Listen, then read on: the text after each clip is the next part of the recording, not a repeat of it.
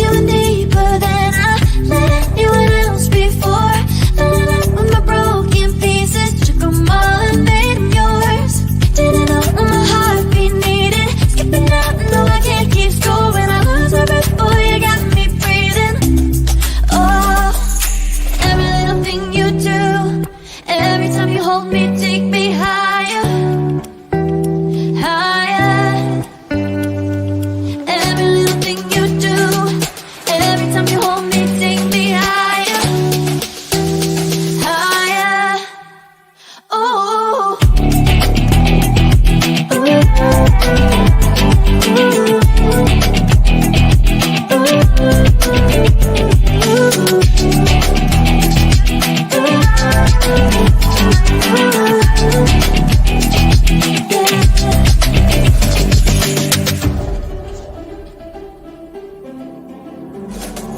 magic.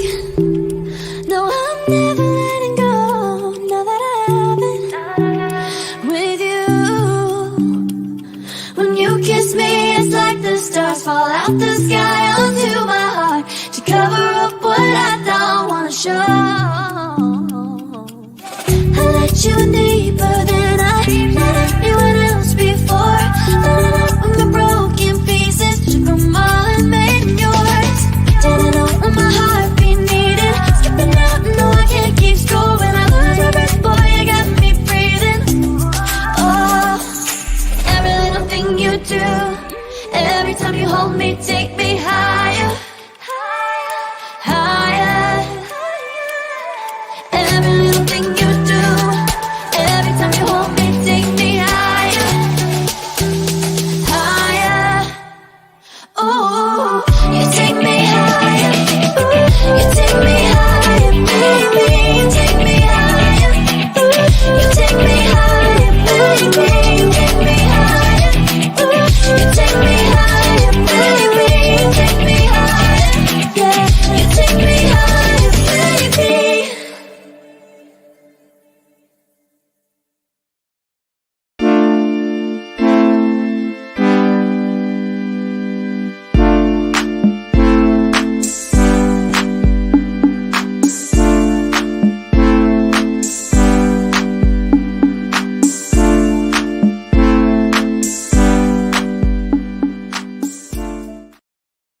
Welcome to Radical Truth to Power, the progressive news show with Let's Be Essery. I am your host, Marlon, along with Theus Robinson. Anna Hart will be coming on later tonight, maybe even in the second hour. Tracy is not coming on. Today's show, we're going to go ahead and focus a small bit on the Nancy Pelosi trial that just recently started. I have a couple of statements to say about that, not particularly about the trial, but more to the effect of what's the defense of it, and is it something new going forward when trials like this, when the subjects like this at trials, more trials like this come up. We'll also get an update on the Israel-Hamas war, that right now the death toll is at or over 11,000, but we'll get more into that later. How's everything going, Theus? It's all good, bro. Still eating that Halloween candy?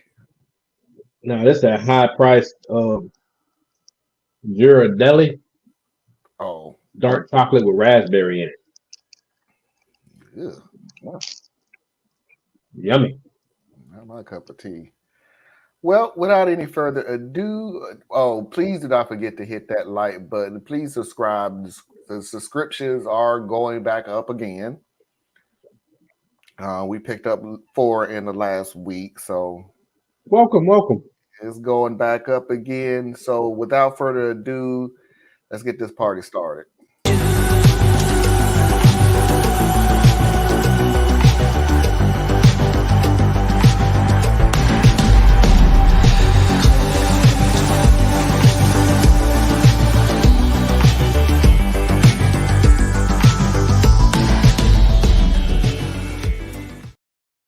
So, like I said at the beginning, let's go on ahead and get into the trial of Nancy Pelosi and the attack on her husband.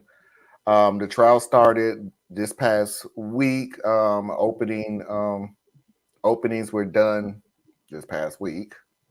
So this was And not her on trial. This is the person who attacked her husband. the person who attacked Nancy Pelosi's husband is the one on trial. And I Okay. apologize for not being more prepared, but I really just keep forgetting that guy's name.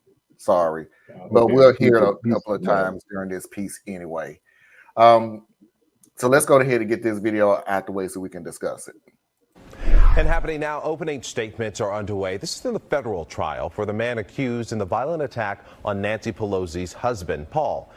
NBC Bay Area's Chris Sanchez joining us now. And Chris, I understand you spoke with Sergio Quintana in the courtroom. So what have you learned? What's going on now? So we know that both sides of this case, the prosecution and the defense, they presented their opening statements, beginning with the assistant U.S. attorney who held up the hammer that David DePape allegedly used to beat Paul Pelosi in his own home. The prosecutor also told the jury they'd be seeing this video, the one that we have seen before, the police body camera video showing DePape inside the Pelosi home with Paul Pelosi. They will see the moment DePape hits Pelosi in the head with a hammer. We are not showing you that this morning. You've probably already seen it. David DePape's public defender told the jury that they would not be disputing much of the government's evidence, not the video of the attack, not the conspiracy theories that DePape posted about online and which the attorneys say he really did truly believe. She said that the defense's case will focus on the why David DePape showed up at the Pelosi home and why he had a list of several other targets. Our legal analyst says DePape's own words told to investigators will play into that, even if he doesn't take the stand himself. I think we'll see how that plays in terms of a juror's reaction when they hear his statements to the police, because they did a very detailed question and answer with Mr. DePape, and he seemed to fill in the blanks for the police and the prosecution when he was giving his statement. It's a very big piece of this case because it goes to his intent, and it also will look at the jury's going to look at that statement and say, is this someone that's unhinged, or is this someone who's rational, and these statements should be taken at face value. DePape is also charged in state court with attempted murder, assault with a deadly weapon, elder abuse, residential burglary, several other felonies. He pleaded not guilty to those state charges. A state trial has not been scheduled. Now, after wrapping opening statements, the prosecution launched the government's case with the 911 call from the night of the attack.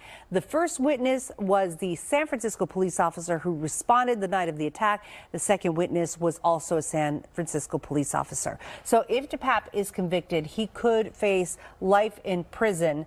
And if that happens, that will play heavily into what we see happen with the state case, right, which is going to come after the federal case. And that will not happen until everything is done with the federal case. Right. And then there may not be one because they might just say, let's resolve it and serve those, sentences concurrently. That's an option. Option 2. Okay. All right. Thanks, Chris. So let me say this real quick, and then I'll just give it over to Theus. Hey, Captain. Welcome back. Hello. So what we're seeing now is they're not coming up with reasons why DePape attacked Nancy Pelosi's husband. They're not going to even try to fight that. They're not even going to go into maybe this, maybe that, you don't know, blah, blah, blah, and everything else. What their strategy is basically saying he really did believe that Nancy Pelosi was a danger to the United States and had to be stopped, along with a list of other things, other people, I apologize, other people who were listed for him, I guess, to kidnap, attack. I don't know what his end game was. But that's what their strategy is to show he really truly believed what he was doing was the right thing for this country. And he was willing to do whatever it takes for the country. I wanted to bring this up just briefly, that I really honestly think this is going to be a strategy that's going to be used in a lot of cases like this going forward. That no, they're not unhinged. No, they're, well, I don't even know exactly what to say. No, they're not unhinged, but no, they're not in their no, they're not in their right state of mind either. It's like in between. It's like they literally legitimately believe that they're doing the greater good. And can we hold fault for them to really believing that what they was doing was not for the greater good? I really believe this is a strategy that's going to be going forward from this point on when it comes to trials like this. Will it work? I don't know. First time I even heard this strategy before. Be honest with you. But you can take it away, Diaz. No, that's not a whole lot that I have. I haven't been following this at all. I figured there was just going to be another one of those times where this guy did this. It's not really debatable what he did. He'll be like every other person who commits a crime in the country and just kind of fade away, in a manner of speaking. So I really don't have a lot on that. So with the defense, to me, it sounds like what they're going to try to do is, all right. So first of all, everybody, this is one reason why you want to get your own lawyer. Just put that out there. But he's relying on a public defender, and they've apparently made the call or made the decision that there's not much we can do for you, buddy. So what we're gonna do is try to present you as being mentally unstable, and then that way maybe we can keep them from. Well, California doesn't have a death penalty anyway. But yeah, that's what I think that they're trying to do. They're just trying to do a version of the insanity defense, and then see where it goes. So it's gonna be interesting, I think. Okay. Well, let's go ahead and But move. I won't be following it that much. I'm not gonna be following Yeah, it. he's gone. Like he's done. I mean, yeah. I'm not. I'm sorry if you're coming on here for me to do a day by day on this. I'm not. I just wanted to just put that strategy out and just wanted to know, like, people's thoughts on it. I don't think it'll work, but if it does, it would only undermine the conspiracy theories he brought into, because basically his defense is, I was suckered by those conspiracy theorists. Yeah. Yeah. You're like, my biggest crime was believing what I was told. Well, hey, people believe things all the time, but it's your actions that we're going to hold you to. Yeah. So. Yeah, that's going to be the biggest thing is, but so what exactly do you think we're supposed to do, because you believe in these conspiracy theories all this time that it got you so riled up to the point that you did this action? Are you supposed to let you go? Or are we supposed? I don't know what one has to do with the other. And there was a lot of premeditation, I think is the right term for it. I mean, the guy, it's not like he just walked up on anybody's house. He walked up on the speaker's house. So, that's a high-end community. Everybody has videos. Everybody has some level of security. And you decided to sneak onto the property and do this. It's not like you just walked up to the front door. And then you can say, I was completely insane, Your Honor. I don't know what was wrong with me. No, you had a lot of rational thought that gets you here. Right? So you knew which house it was. Like I said, it ain't like you. Well, I know they're on a farmland somewhere. I just got to find a certain farmland. They're in a neighborhood. So you went to the right house. You went to the backyard with a hammer, and we found a lot of other things in your car, duct tape and was there handcuffs too? There was just a lot of stuff. It was I don't know. kidnapping material 101. Yeah, if you were to Google how to kidnap, there you go. Yeah. But yeah, it's just gonna be one of those things where he committed a crime and it's time for him to go. The left isn't gonna blow this up like the right normally would, and it'll just be another one of those times. It'll be just like the guy who had the van with all that stuff on it that was trying to attack Hillary. This is something that happened. We move on, and then that's it. Did we ever find out what happened to the van that ran into the barricades near the White House? I don't even know what you're referencing, because the last time I remember someone running into the barricades of the White House was that black lady who had her daughter in the car. This is years ago. This is like Obama time, where she got shot. Anybody in the audience can remember, because I think the guy had a bomb or something in the van, and they already had a barricade up, and he just ran right into it. Like, I don't remember that one at all. It wasn't a oops, I did it. It was he purposely did it. But anyway, we'll be here all day trying to talk up the 5,000 times that the conspiracy theorists have made a dangerous group of individuals who, and far right wing Republicans, Fox News, who I honestly can tell you now, they don't slow down a little bit, but the damage has already been done to either make you afraid or make you mad. That's it. Yeah. I just wish we would get to the point where we stop giving people these weird passes, and it's not like he's going to go to jail. Okay. Let's start there. So it's not like he's getting a pass legally. What I mean getting a pass is these people who are Trump aligned, and we have this weird fascination as a nation to treat them as though they're all victims. They were tricked. They were fooled. They were misled. And I'm like, no, stop that. Stop acting like everybody who did something here had to be manipulated. These people just believe this. This is what they chose to believe.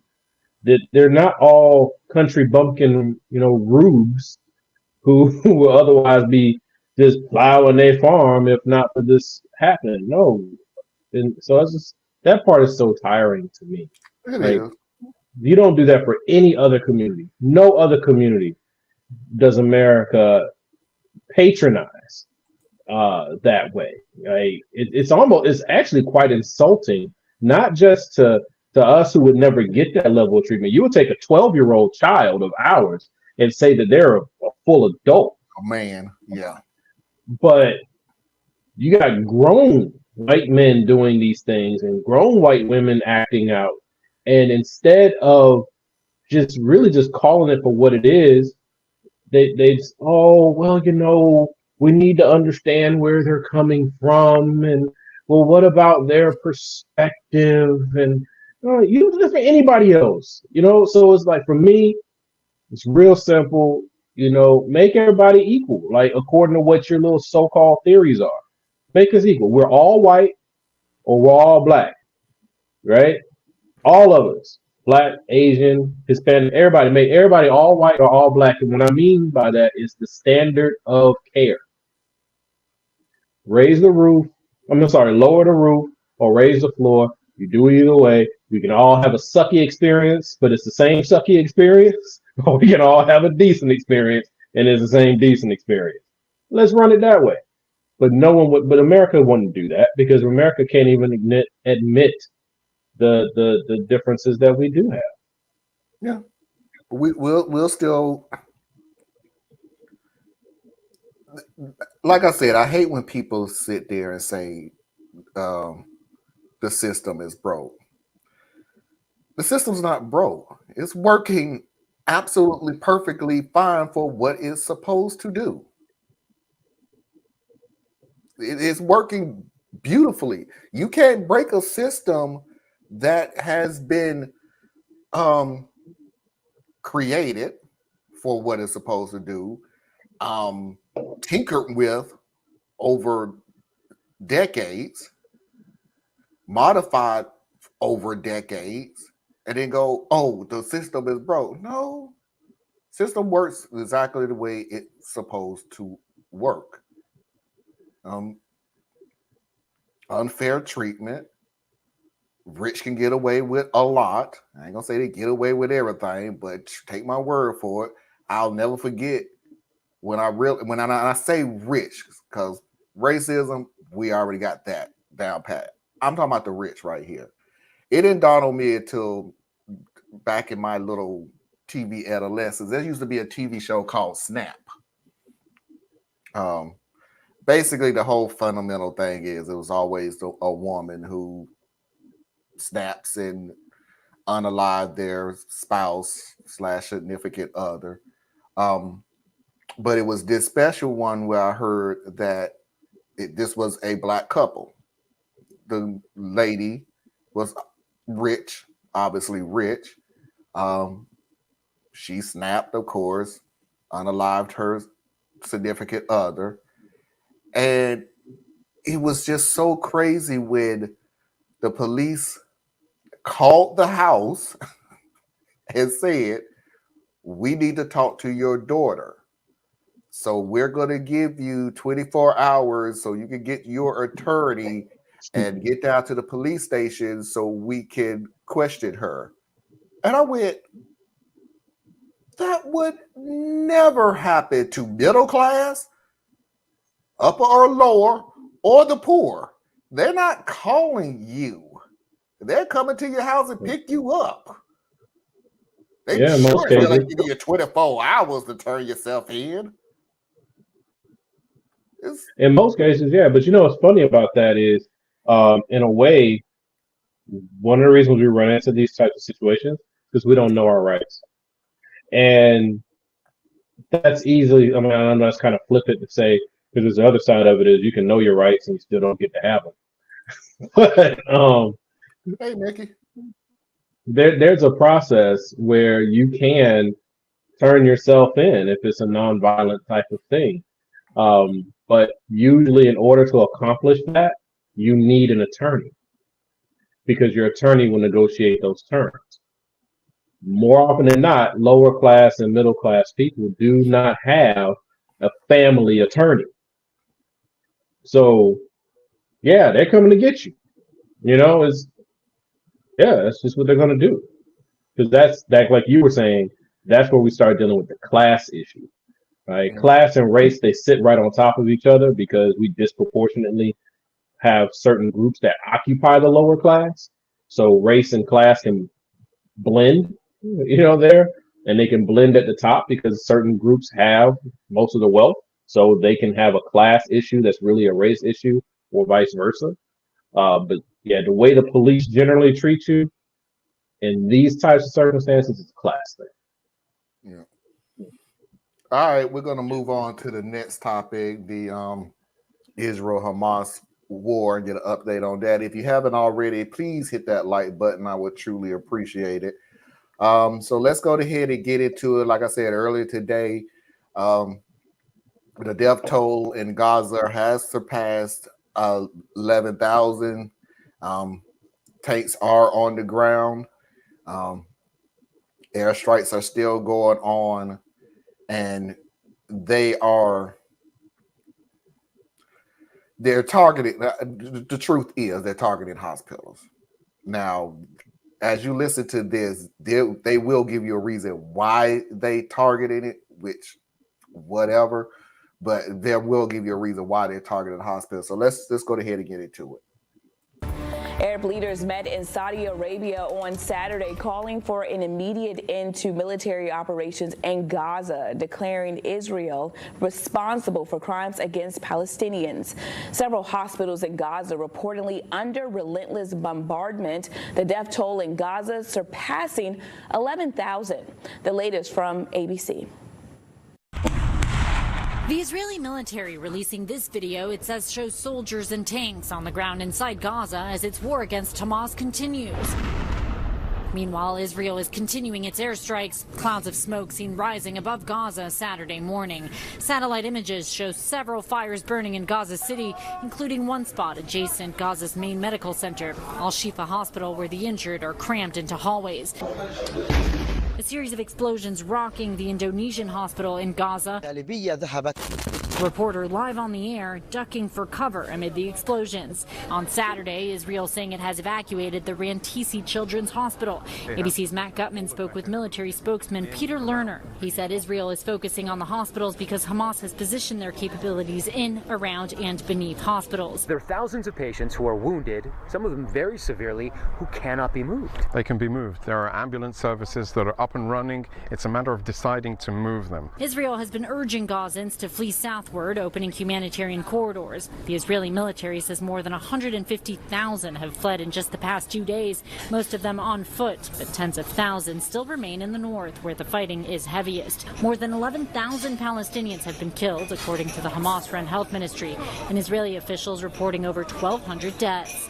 The Biden administration says it will continue to support Israel. There are growing concerns over Israel's conduct in its war against Hamas. Far too many Palestinians have been killed. Far too many have suffered. State Department sources have confirmed to ABC News a CNN report that American diplomats have sent warnings to Washington, saying anger in the Arab world towards the U.S. over its continued support for Israel is growing, and that public opinion of the U.S. could be damaged for generations. Inez de la Quatera, ABC News, Tel Aviv. Okay, two things that stuck out to me. One, one of my pet peeves is gaslighting. I know it shouldn't be. I know we've talked about it, and it's still a pet. Gaslighting and hypocrisy are my two pet peeves. They're able to move. They're able to move. They got ambulances and everything. Yeah, that's a funny thing, dude. But you never actually said move to where. And on what roads? Yeah, like this is a summer trip. Just get in your car and go. Yeah, we're in the middle of a But what I'm saying I is, can't just drive. If they're in the hospital, then obviously, even if they was to get into the ambulances, they have plenty of ambulances. The ambulance would need to go to the hospitals of which you're attacking. Yes. So what are you talking about? Like, so we need to just keep moving hospital to hospital, depending on when you're attacking them. Number two, it's really simple for you to always say, because we figure that Hamas is using the hospitals under, near, around the hospitals, so that's why we're attacking. You say that about the church. Remember the church? Yeah, Al-Aqsa Mosque, which pretty much started a lot of this. Yeah, so that's one. Number two, really going to depend on Biden. I personally don't see anything changing, honestly. Sorry, but not sorry. But ambassadors in the State Department has told Biden, you need to do something, because let's make it perfectly clear. The Israeli government want this, not the Israel people. The Israel people have made it perfectly clear they do not want this. They have literally gone out of their way to say, and the Jewish people, please do not say you're doing this for us. Now you have America who stands for Israel, and you have ambassadors on the ground that saying you will damage relations with Israel, with the Israel people for generations. Because all they hear right now is lip service. That's literally all you're doing. The money where your mouth is thing, they're not seeing it. And if you constantly keep running off with your mouth saying that we're with Israel, no, you're with the Israel government. Please finish the sentence. And the Israel, Israel is not with the Israel government. Well, The I majority get where of Israel. yeah, like I get where you're going, and it's like, trying to figure which angle I want to come at this first. So, first of all, this is all about vengeance, and there's no rationality to be found here, right? So I don't remember the exact number, but it was something in the neighborhood. I heard like 1,200 or so Israeli citizens were murdered in that terrorist attack by Hamas. It did come out later that the types of atrocities that were reported were, inflated and in some cases flat out made up. But that doesn't change the fact that there were a lot of atrocities and innocent people were murdered. Okay. Before they even launched the ground invasion into Gaza, they had already murdered, meaning Israel had murdered upwards of 3,000 civilians in Gaza. That's before they even rolled in. So right there, you have now established an exchange rate of life of 2-to-1. Okay? And I understand this sounds real sterile, but I'm just doing this to paint the picture here, folks. So you lose, let's say 1,500, you kill 3,000. You can't even say that the 3,000 you kill have anything to do with Hamas. I assume some Hamas people or some Hamas sympathizers were included just because they're all crowded together. So, but if you just look at it civilian to civilian, that means you are angry and offended, and rightfully so, that your civilians were targeted and murdered. So in response, your thing is, I will now kill your civilians. That's the math that we're dealing with here. You kill my civilians, so now I'm going to kill your civilians. Now, Israel has a standing army and a functioning government. Palestine doesn't. All right. The closest thing that this section of Palestine has, Gaza has, is Hamas, who won whatever election 10 years or so back. So if we look at any government that has been in place for more than 2 to 5 years, this is one of the reasons why America has so many elections. If you've been in place for more than 2 to 5 years, you are almost certainly your own thing now. You're not listening to the people who put you in office. You're not accountable to anybody, especially if you don't even have free elections, which they don't really have.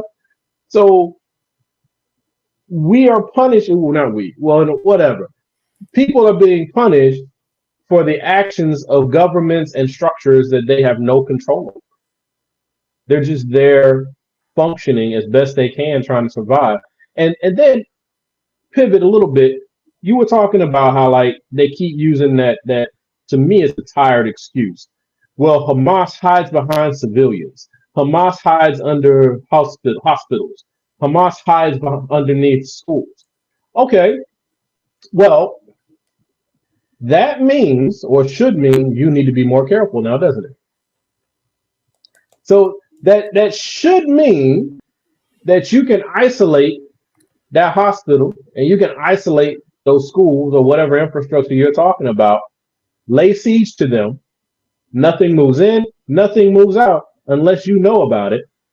But to decide that the only option is to destroy any and everything that is in that building, that just doesn't make rational sense to me.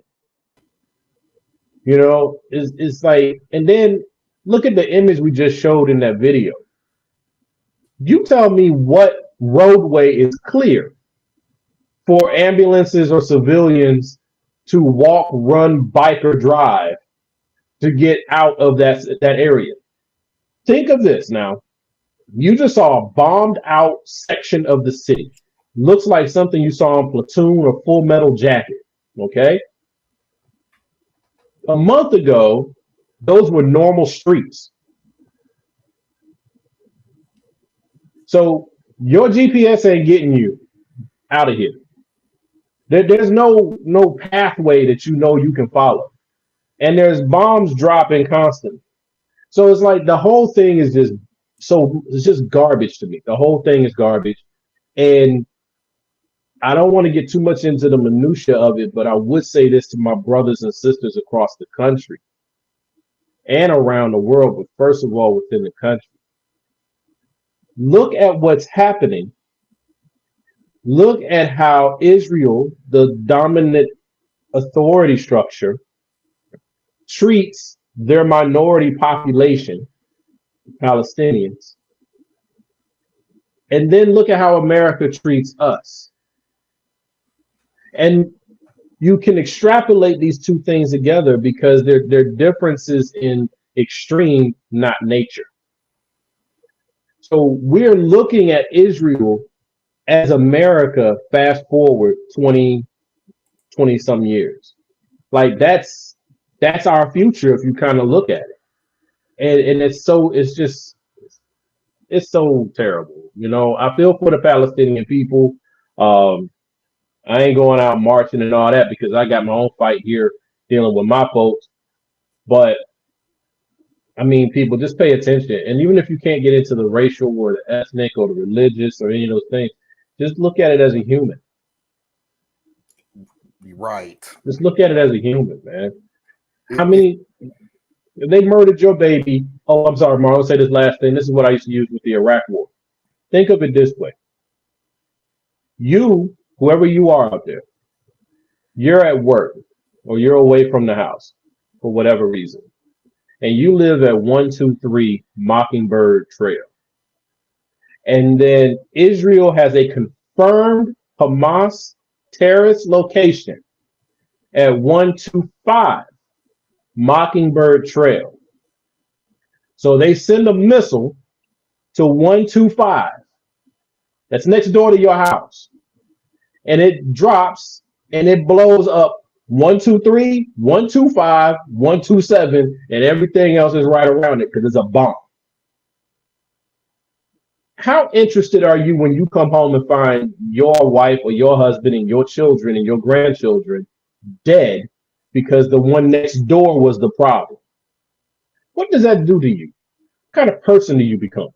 Did you just create an ally for the one who dropped the bomb? Or did you just create a whole new level of enemy?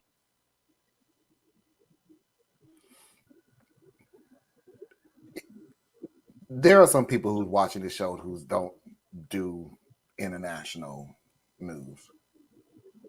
I get it.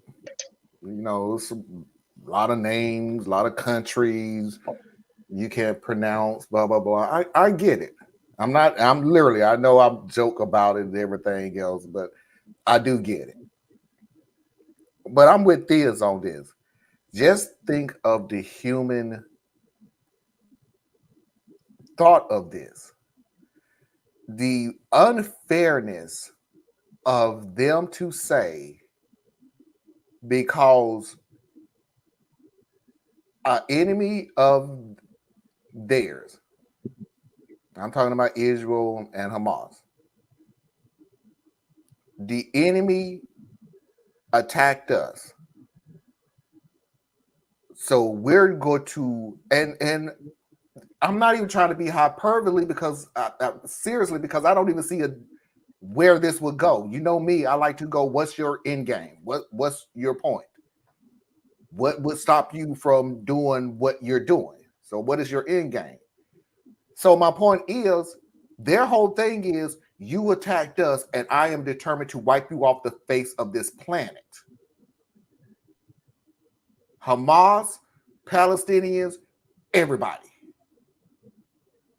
They're moving south towards what? After a certain point of time, you're going to reach the ocean. And the You're borders are slowly sealed. but surely running out of freaking land to keep moving south, moving south, moving south. And you got to remember, it ain't like what they said. We ain't even talking about you could jump in your car and start moving south. You could jump on the bus and move south.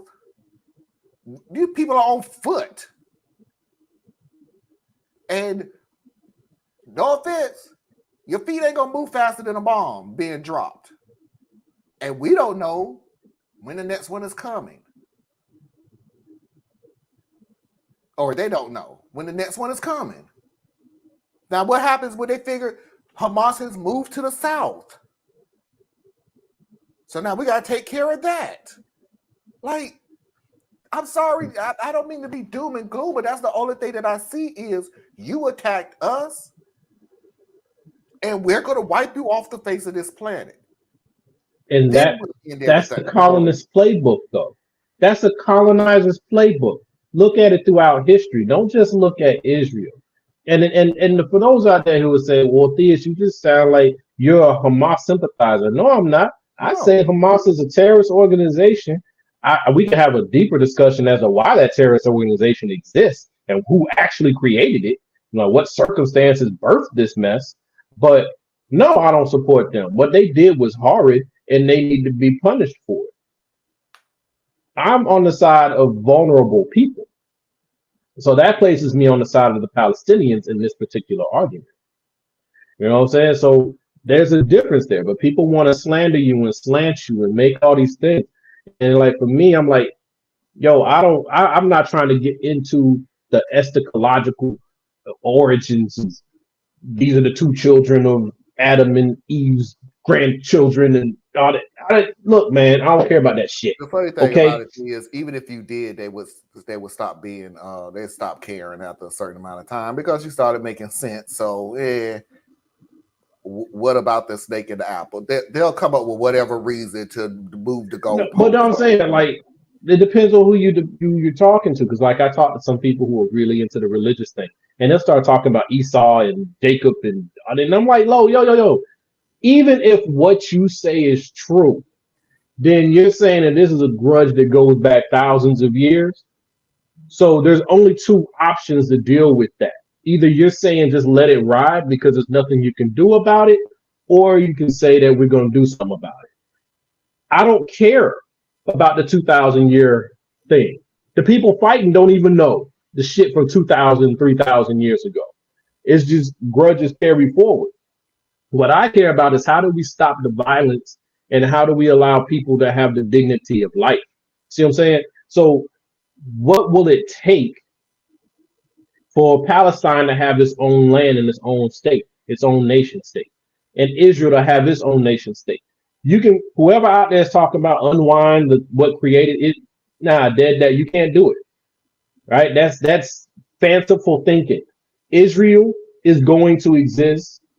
So take that as a given. The only thing that hasn't been established is Palestine's right to exist. So how do we get there? They call it a two-state solution. I don't care what you want to call it. I'm not into the branding thing. I'm not good at that. I'm saying the Jewish people have a right to feel somewhat safe and secure in their nation, and the Palestinian people deserve to feel somewhat safe and secure in their nation, just like we get to do here in America, just like Canada gets to do here in America, all these different things. So what does that take? And what commitment does the world have to help these people when this is all said and done? Or are we going to turn our back on them like we did Libya, that we completely screwed up, and then turn around and say, look at them, they're acting like animals. They're acting like animals because you took everything from them. Sounds familiar. Right? So if we want to have a true cessation of this, and this is the thing that you were touching on, like people who don't do international or whatever. First of all, the world is too big. You can't keep track of all this stuff. And then what happens is you'll get into an argument with somebody who is really into this global stuff, and they'll be like, oh, well, you were so concerned about Israel and Palestine. Well, how are you? I don't ever hear you say anything about Syria. Really? Let's talk about one thing at a time. Right. Right? Right. So Thank you. right now, there are things happening in Syria, things happening in Congo, things happening in Israel, but Israel happens to be directly, substantially funded by my tax dollars. So I have a vested interest in what's happening in Israel. And Israel is an apartheid nation, and it is a fallen democracy. So what are we dealing with here in America? America came out of apartheid less than 70 years ago. Less than, right? So we can relate to that. America is dealing with flirting with putting a despotic leader in place who will violate the norms, tear down the existing structure of the government, and reshape it in his own image. That's exactly what Netanyahu is doing and has pledged to do. So there are direct parallels between us and them that makes us pay a little bit of attention. So I don't know, man. I don't know, bro. Well, I guarantee you we'll be doing more coverage on this going forward. I making an executive. But you had some comments pop up. Yeah, I put them all up. I can't read them. Sorry, phone's too small. Let me see how far I want to go back. We'll start here. When Israel invaded Palestine in 1948, the entire world declared it as an illegal occupation. Sorry, I'm tired.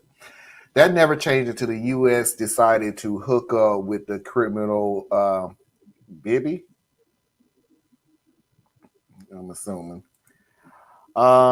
Captain, I support Palestine. I support Jews. I'm against the Israel government, and I hate Hamas. There can be no military solution to this for either side. I agree with this in the comparison of American treatment of our minorities in Israel and Palestine. They are vivid comparisons there. Mickey, Israel has been blocking the Palestinians from receiving food, water, fuel, and medical help for decades, long before they created Hamas. Mickey also said Israel is not attacking Hamas. They're attacking Palestinians and have continued to do so. Parker comes in, agree with all the points you have made so far. It's crazy the past few weeks, the media propaganda of people saying things like Zionism, anti-Semitic. I can't see it. It's Zionism, and anti-Semitism. Unfortunately, many people agree with that. Yeah. The thing about the anti-Semitic thing, right? Look at you came in. What's up, D? Blessings to you all. Let me go ahead and finish this up real quick. Bibi was under indictment for serious felonies before he left his position. What happened to this? What happened to his criminal charges? Yeah. America decided it was more important to toe the line than it was to clean house. All right, everybody, we're going to move on because, like I said, I made an executive decision that we are going to stay on top of this. I really think it's more important to discuss this from time to time than just, it's the same thing, it's this, whatever, it's been going on. No. But I think it's important when we have these discussions that we always look at this and we see what parallels can we draw, what can we actually take away from it that affects us directly, so that it's not just running the score. Right, so speak, right. The comparison thing with the United States and the minorities in this country is very good analogy. It was very good. 1 hour is almost up. Boy, that went fast.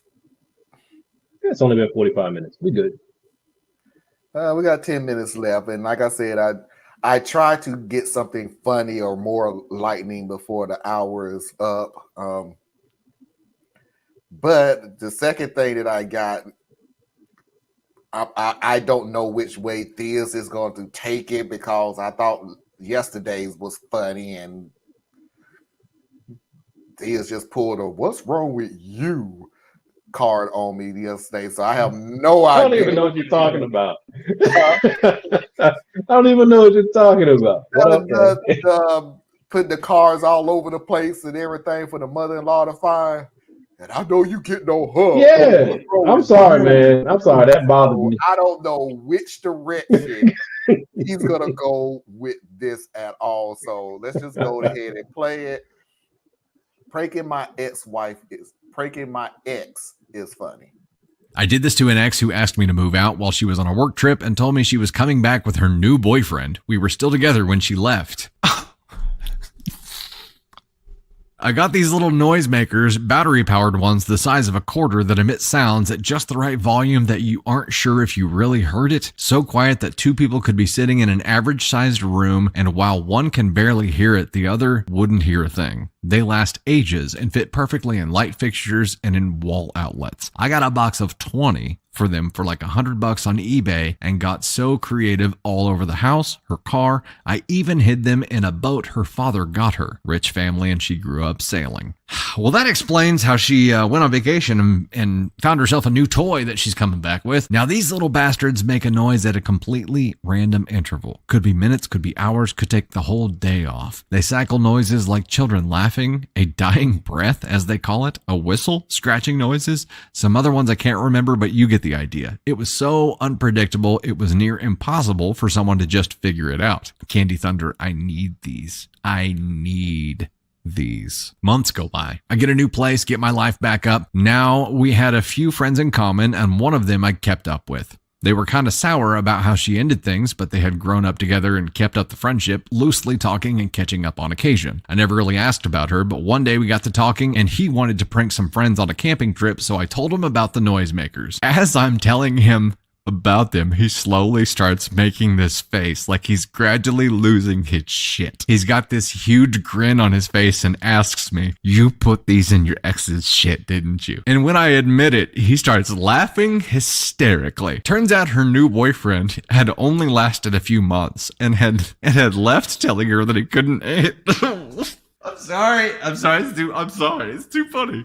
I've never had a story so funny that I couldn't talk. This is Turns out her new boyfriend had only lasted a few months and had left telling her that he couldn't handle whatever was going on with them and their mental states. Turns out for a while they had both heard things and sometimes only one of them would hear them, which gave the illusion that something really effed with them was going on in their heads at different times. They couldn't figure it out, and eventually he wanted out completely. And having run down all the crazy list of shit people who were hearing voices would think, ended it believing he had been infected with some brain worm the government was putting in vaccines or something like that. Oh my god. This is the greatest thing ever. Oh, he thought he got infected by a brain worm that the government put in vaccines. It was amazing. I hadn't expected to hear anything about it. I rode that train for weeks. When it went away, I got another hit of that high. She moved out, told her parents she didn't want the house and to give it to her brother or sell it. Wouldn't tell them why. I always tell people who ask about her that I hold no grudge, and don't tell them the part where I totally effed with her so bad that I overshot the got her back stage and hit the blissful state of satisfied with my work. My wife knows this story by heart because it's her favorite one to tell.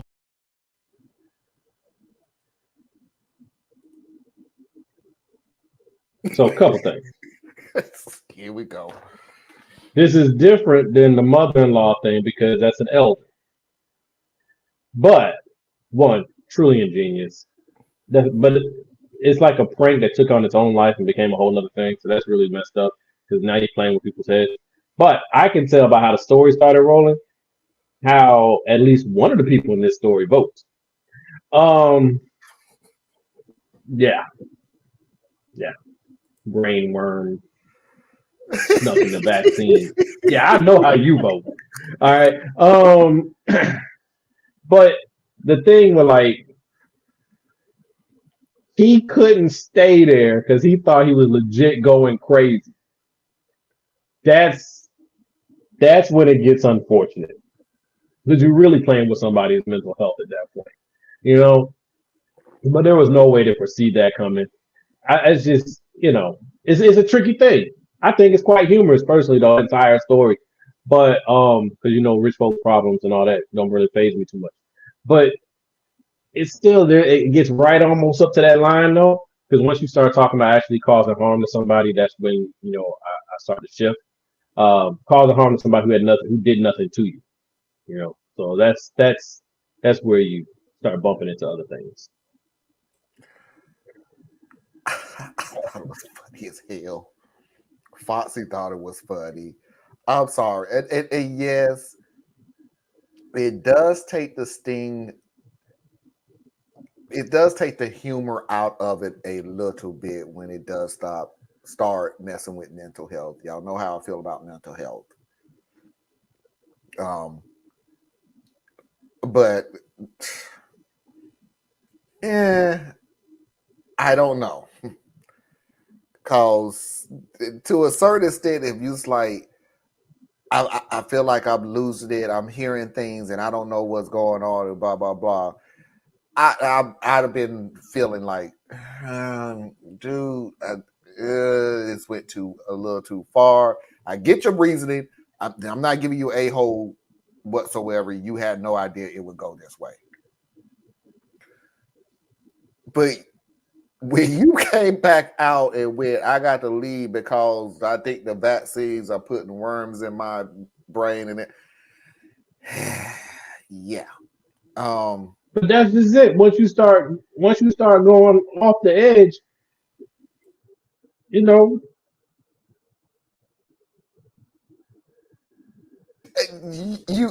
went to even brain worms. I'm stretching myself saying the brain worm thing, okay? Brain worm thing. Worms are in my brain, making me hear things that I may or may not hear. You literally attached it to the vaccine. You was already. But he was already. He was at that state of the vaccine danger propaganda already before he got to this, and this just like tilt him over the edge to connect the two now because hey, you know what I'm saying? Like, I'm not doing the vaccine. You ain't gonna tell me what to do with my body. This sort of tilted him to. Okay, he started looking for conspiracy theories at that point. Right. And that's how the connection is. So now I'm like, okay, whatever. That's what I'm saying. I'm conflicted a little bit. Yeah, I think it's entertaining, but at the same time, and I also don't think that he could. There we go. Here's the lesson of the story. Yes, this stuff was funny or whatnot because it's people we don't know, but the underlying thread here. Let me stop you 1 second because I promise I'll let you finish. No. That did kind of bother me too, Parker. That did. The sound they mentioned about is playing the voice of the last dying breath was a little too far. Totally agree. I'm sorry. I mean, what is that? What's the last dying? Who knows? Maybe the last dying breath is. So I don't know, but no. What I was saying is, this is where the part that I keep preaching on various moments. How you start something, you don't have any control how it is. So he started this as a really minor prank, and it ended up mushrooming into something even bigger. And he can't fix it. He can't undo it. In fact, now that he let the cat out of the bag, he could get sued.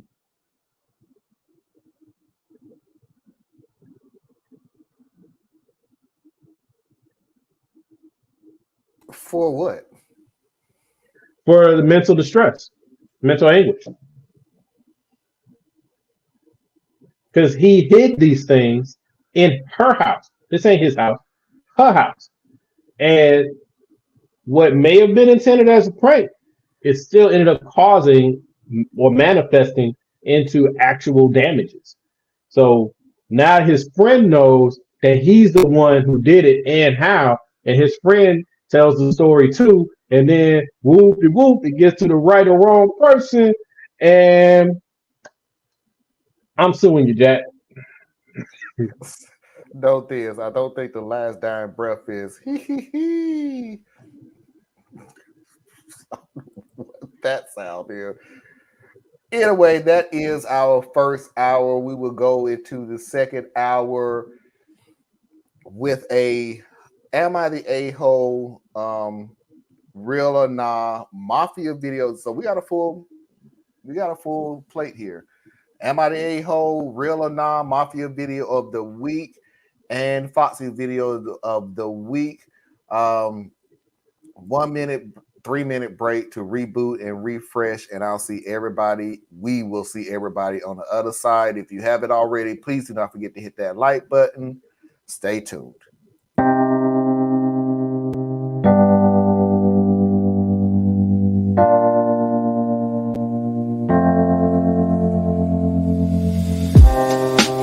Living for weekends, wishing I could take a break from this world.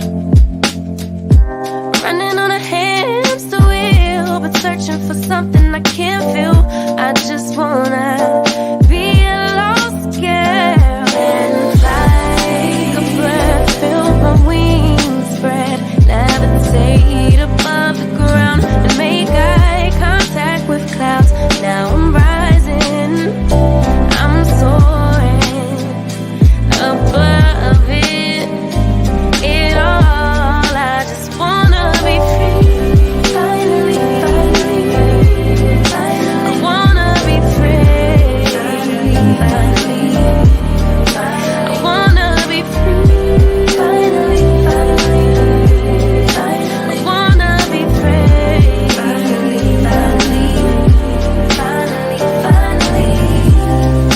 I always daydreaming, never imagined I lose my spark.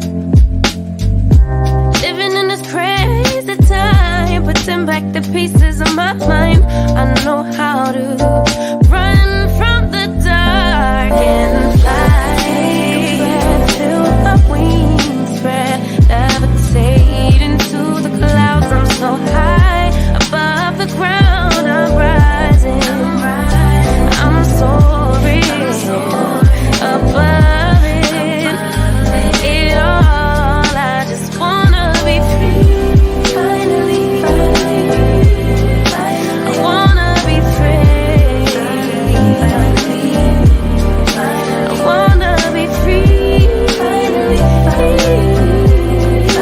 I wanna be free,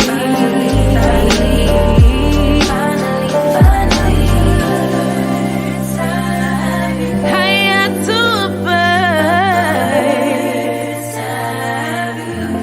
You, I'm rising, I'm soaring above it all. I just wanna be free, I wanna be free, I wanna be free,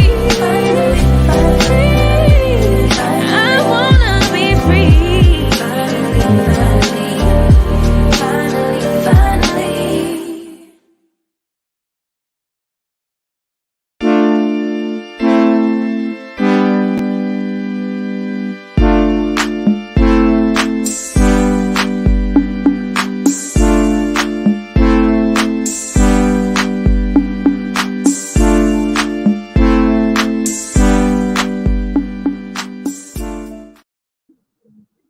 We are back for the second hour, and as always, let's go ahead and pay those bills. Please do not forget to go to Tracy's page, buymeacoffee.com/Tracy Media LLC. Help support Tracy and all of her endeavors. Please do not forget to go to Anna Hart's Borelli, etc.com. Help support Anna and all of her endeavors. Learn something that you didn't think you need to know, but you should. And as always, you can reach me at radtp@outlook.com. That's radtp@outlook.com. Just a small note, we're waiting on the last vote. I'm not going to say whose last vote we're waiting on because that person will eventually see this and then text me going, "Why did you say that about me?" So we're waiting on the last vote, but we're almost done with the voting for the end of the year awards for worst of. The very first vote that we've already had was the WTF vote, which is pretty close, to be honest with you, but we're already working on that. So the month of December, we can go ahead and be done with that. What did we say? The 17th, 18th, and 19th. I know I keep saying the 16th. So we'll be coming on the 17th, 18th, and 19th, which means we'll be doing a Friday, Saturday, and Sunday show to do the worst of in awards. And we'll be taking the next 2 weeks off. And in layman's terms, that means when we do the 16th, 17th, and 18th show, we will be taking the rest of the year off. Not to worry, I will have plenty of videos up that can carry you through the 2 weeks. Also, a different thing that I try to do, I'm gonna see how far I can stretch it, but I was putting up 4 videos a day for everybody to see, just in case you wanted a shorter version of our 2 or 3 hour shows. That has now been ramped up to 5 videos a day. The first actually dropping at midnight tonight, so look out for that. This show will be broken down too. So just let you know, I'm working on dropping 5 videos a day. So we'll have some things. Appreciate all the new subs that we got over the last week, the new comments and everything. So I appreciate it. Thank you for all coming in. If you're new, thank you. This year has been very special because we blew up. Compared to the last 2 years, we really blew up. And I guarantee I would not have been able to do it without this, without Anna, without Tracy, and the fine people that we have watching this show now. So again, from the bottom of my heart, thank you. Hey, can I do a commercial? Sure. So I don't know if it's really a commercial, but it's really more like, hey, for those of you who are new, you may not be aware of this, but for those of you who've been with us for a little while, traditionally what I've done before the show, I used to do things where we would raise money and we would donate to clear school lunch balances at local elementary schools. And for a variety of reasons, we had to stop doing that because of how, the school system is. It's weird.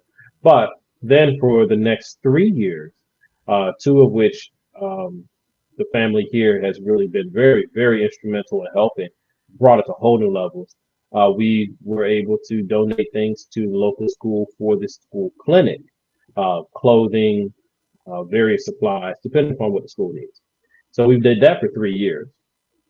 Next year, I will be launching a new organization, which is really with the sweatshirt you see me in here and you see in periodically. I've had for a few years, but I'm actually going to be officially launching it.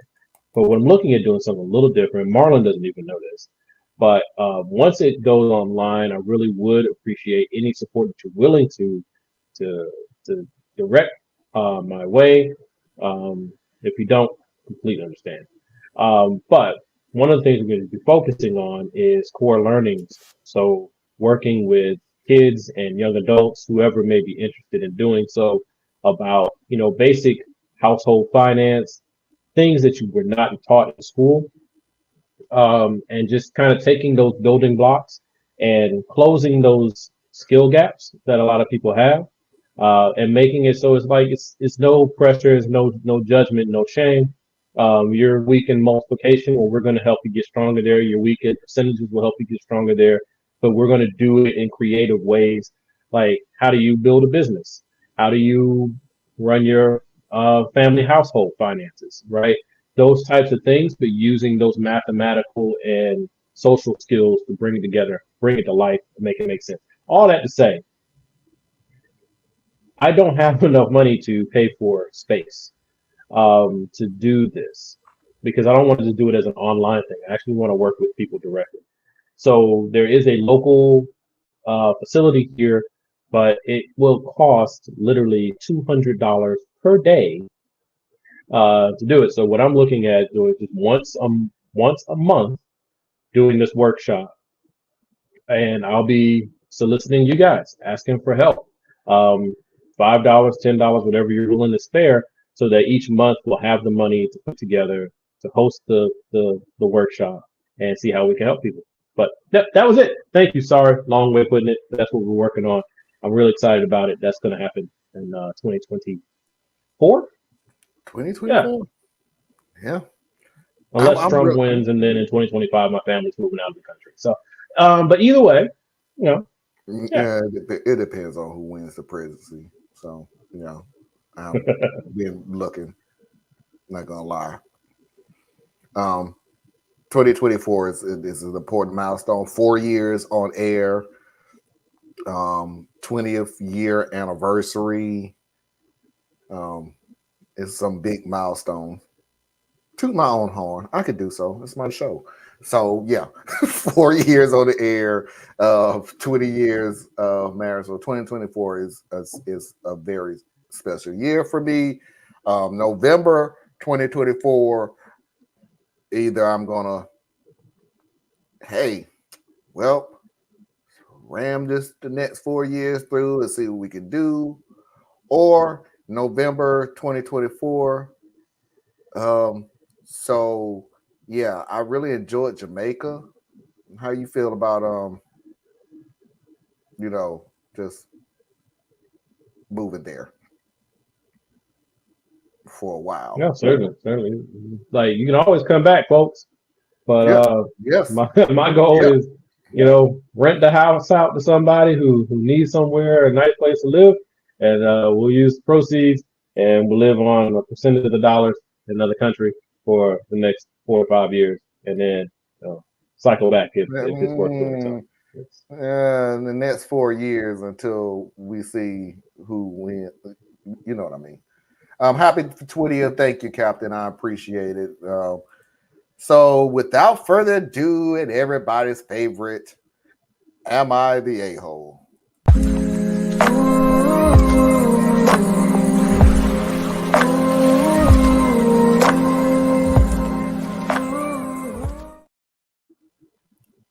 I know I feel a certain type of way about this story, which is going to show my what's the word? My age. I can't change it, but I'm also the person that live and let live type of attitude. As long as you're not going out of your way to really affect somebody else's life, cool beans. I just have my perspective on the story. Married for convenience. Okay, to make it short, I'm married for money. My husband is with me for appearances, and we're happy with that arrangement. My husband and I married because I have all the qualifications to please his family, and he takes financial care of me. We're very fond of each other, and even love each other, but not in the classical marriage sense. We're like amazing roommates with some benefits. He and I are free to live our lives independently and without stress. He's not worried about being cut off from his family, and I'm finally financially stable enough that I can work whatever job I want to. The problem is that my sisters have never approved of my decision. They say that I sold myself, which, fair. But still, me and my sisters used to be civil with each other. Last week we had a family barbecue.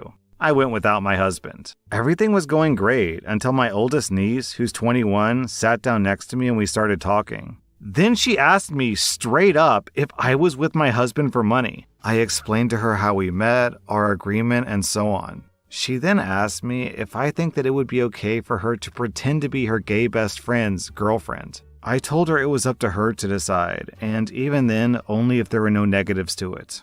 It was a lovely talk. Strike two was apparently when my other nieces asked me where my husband was, and I told them that he was on vacation. They asked me why I didn't go with him, and I said that we only sometimes go together on vacations. We usually take little trips together, but go on longer vacations with friends or family. My other niece, who was 16, asked me if it was true what her mom and aunt said about me being a gold digger, and I just said, I guess so. Like, that just doesn't faze me. I know that my sisters constantly talk about me behind my back, and I'm not ashamed about my marriage at all, so I saw no need to lie. Later that night, my sisters cornered me, and we had a fight about my words with my nieces. They said that it was completely inappropriate what I told them, that I'm free to live my messed up life, but to not let my niece think that it was okay what I do. I called them small-minded and that I was only answering my niece's questions, and I was even honest. They're free to their own decisions. My sisters kept cornering me, calling me all sorts of names, and saying that I was basically influencing their daughters negatively because I'm miserable. I said some words back and left, not talking to them for the whole week. Now there's a huge fallout because I pulled out of the family vacation because of this fight. But this vacation would be at my husband's summer house, and since I'm not going, my husband doesn't feel comfortable lending my family the house. My family's been calling me a huge butthole, and my sister said that I was blowing things out of proportion. Am I the butthole? Should I still go?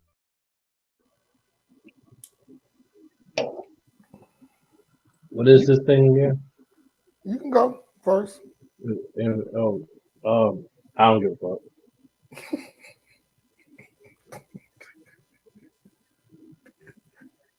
But if you did, I mean, just think about it, man. One, rich folk problem, so I don't care. Two, marriage for convenience. I mean, people do it all the time.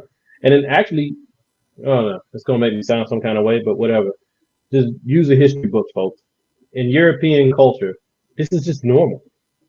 You know, the woman is tasked with finding a suitable mate. Well, actually, it didn't used to be her role. It used to be her father just picked somebody and they, structured deals. And she was just a showpiece to move around. So here you have a beautiful wife in exchange for some money from you, right? So it's just a carry forward. So she's got the looks, he's got the money. They worked it out together. They were both in full agreement. They actually care for each other. So really, it's nobody else's business. That's good. That's them. It's done. Whatever. You know what I'm saying? The only people who could really get butthurt about it are the ones who are all tied up in the sanctity of marriage bullshit. And they're like, well, you're supposed to marry for love. And like, no, that's what you determine marriage is about. But that's not what marriage is about. Marriage was never built that way. Marriage was never about who do you love and find your soulmate. That was never what the fuck it was. We did that here. That's a more current evolution of marriage. So yeah, cool. So you sold yourself. No, she made a business decision that turned into a good life decision because they didn't end up being married and despising each other. So they're happy together. They got a happy life. It's like the best business deal you could have came up with out of the situation. Take those fairy tale storybooks things and put them away. And then like the nieces asked her. Now you could have been, in my opinion, you could have been more coy and maneuvered around how you explain it to a child because it ain't their business. But you told about your life. You didn't prescribe it to them. You told them about your life. So that's once again okay. I don't see the issue here. I just don't.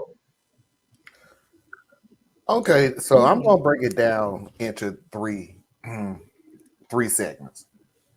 One, yes, I am that boomer who really feels like that you should be that marriage should not be a business arrangement. They call you a boomer. I said that is not. That's you imposing your beliefs onto something that has long pre-existed us. I know. I get it. But I'm that person. Then I just don't like marriage and business coexisting. It just bothers me. Because the deal is I can make a business decision with you and still not marry you. I marry you out of love. I marry you out of companionship. I marry you out of togetherness. I marry you because you're the last person that I want to be with, not because it's a business merger. That's fanciful. That's business merger. Number 2, you're not mad because you think that the sister is influencing the niece. You mad because, let's just be realistic, you sent the damn niece over there thinking that you was going to shun the sister and that she was going to woe is me and life is bad and everything else, without realizing that your sister already done said, it is what it is. And that's what's pissing you off. Number 3, and the finale of all of this, again, you have hit one of my pet peeves: hypocrisy. If you feel like there is an issue with the way your sister is and her arrangement and everything else, you need to expand that to say, and I won't be involved in anything that you get from this arrangement. So when it comes to, okay, but you're being petty, fuck you. I don't give a damn about being petty. I'm the person, like I said, trying to still get good with God, not taking it to higher ground and everything else. Plus, it's not my decision to make anyway, but you don't want to hear that shit anyway, so cool. I made this decision that you try to show me it didn't work, but you're not going to get all the benefits of the things that you try to shun me for. Like I said yesterday, action, reaction. You ain't gonna like the reaction. This was the reaction. So if you have that energy that you try to embarrass me, that you're trying to shun me, that you're trying to just make whatever decision that I make to be the worst thing since burnt sliced bread and everything else, feel free. What you're not going to do is benefit from everything that you said I'm doing wrong. And that's what you're trying to do. So, yeah. Yeah, I definitely feel you on that. Keep that same energy. So, like, are you morally opposed or not? Like, which one is it? Right. That's what I'm asking. Which the morally opposed are you stopping at? I really wish that you was not doing this as a business situation. I really, however, would love to benefit from this business. Yeah, well, since you're gonna do it. But since you're doing it, you do your relationship, let me do mine, and let that woman do hers. Oh, that's the other thing that I have changed about. Here's the funny thing about it. Although I just do not like marriage and business being in the same boat, guess what? Let me think. Hold on. Give me a second here. Nope.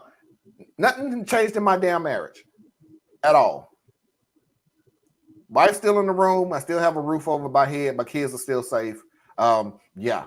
So fuck it.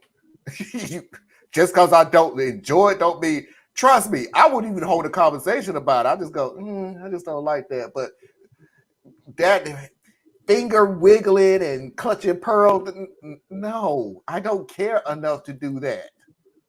I just don't. I always only think that I would say that affects me and mine. This doesn't. Yeah. This just doesn't. It never will. That whole, you're doing it wrong, but I'm doing it, right? But I'm doing it. Yeah. So, like, you do you. You do you. I do me. You stay in your lane. I'll stay in mine. And I would explain it like that, because if you ask me, do you like how this is going? Well, personally, I don't, but also it doesn't affect me one way or the other. Are you happy with the situation? Yes, I am. Cool. Cool. Yeah.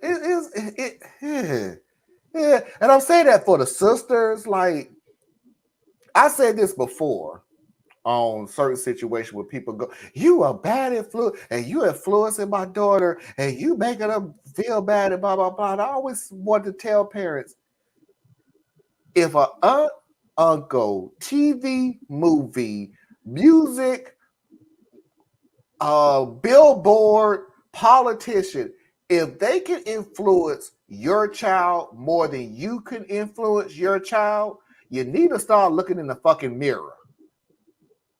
Something is wrong. I'm not even going to call you lazy parenting and everything else, because we'll be getting into nuances and everything, and I don't want to get in there. But when you start nitpicking everything that's around your child, except looking at yourself and trying to figure out that everything else is influencing your child but you, I need you to take a look at yourself. Seriously. Sorry, but not sorry. You need to start looking at yourself. Speaking as an actual boomer, I see nothing wrong with her arrangement as long as both of them agree to the situation and they are content. Is no one else's business. I totally agree. I 100% agree. It's like, just the deal is, and I'm gonna move on. Just because you like it don't mean you have to say shit about it. I remember a long time ago telling somebody, because they always talked about something. I have the right to say what's on my mind. Okay. I have the right to walk away from you because I don't want to hear it. Really that simple. Watch. One foot in front of the other. I don't have to hear it. I don't care enough. But anyway, real or nah.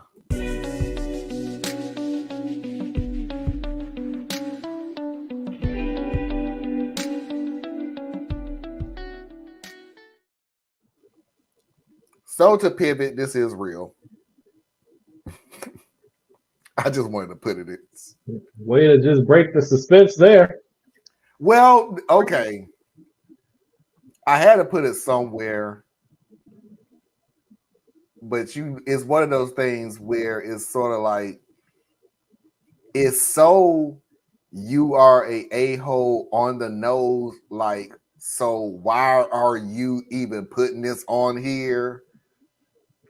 It sounds like it's so. Have you noticed that I never put on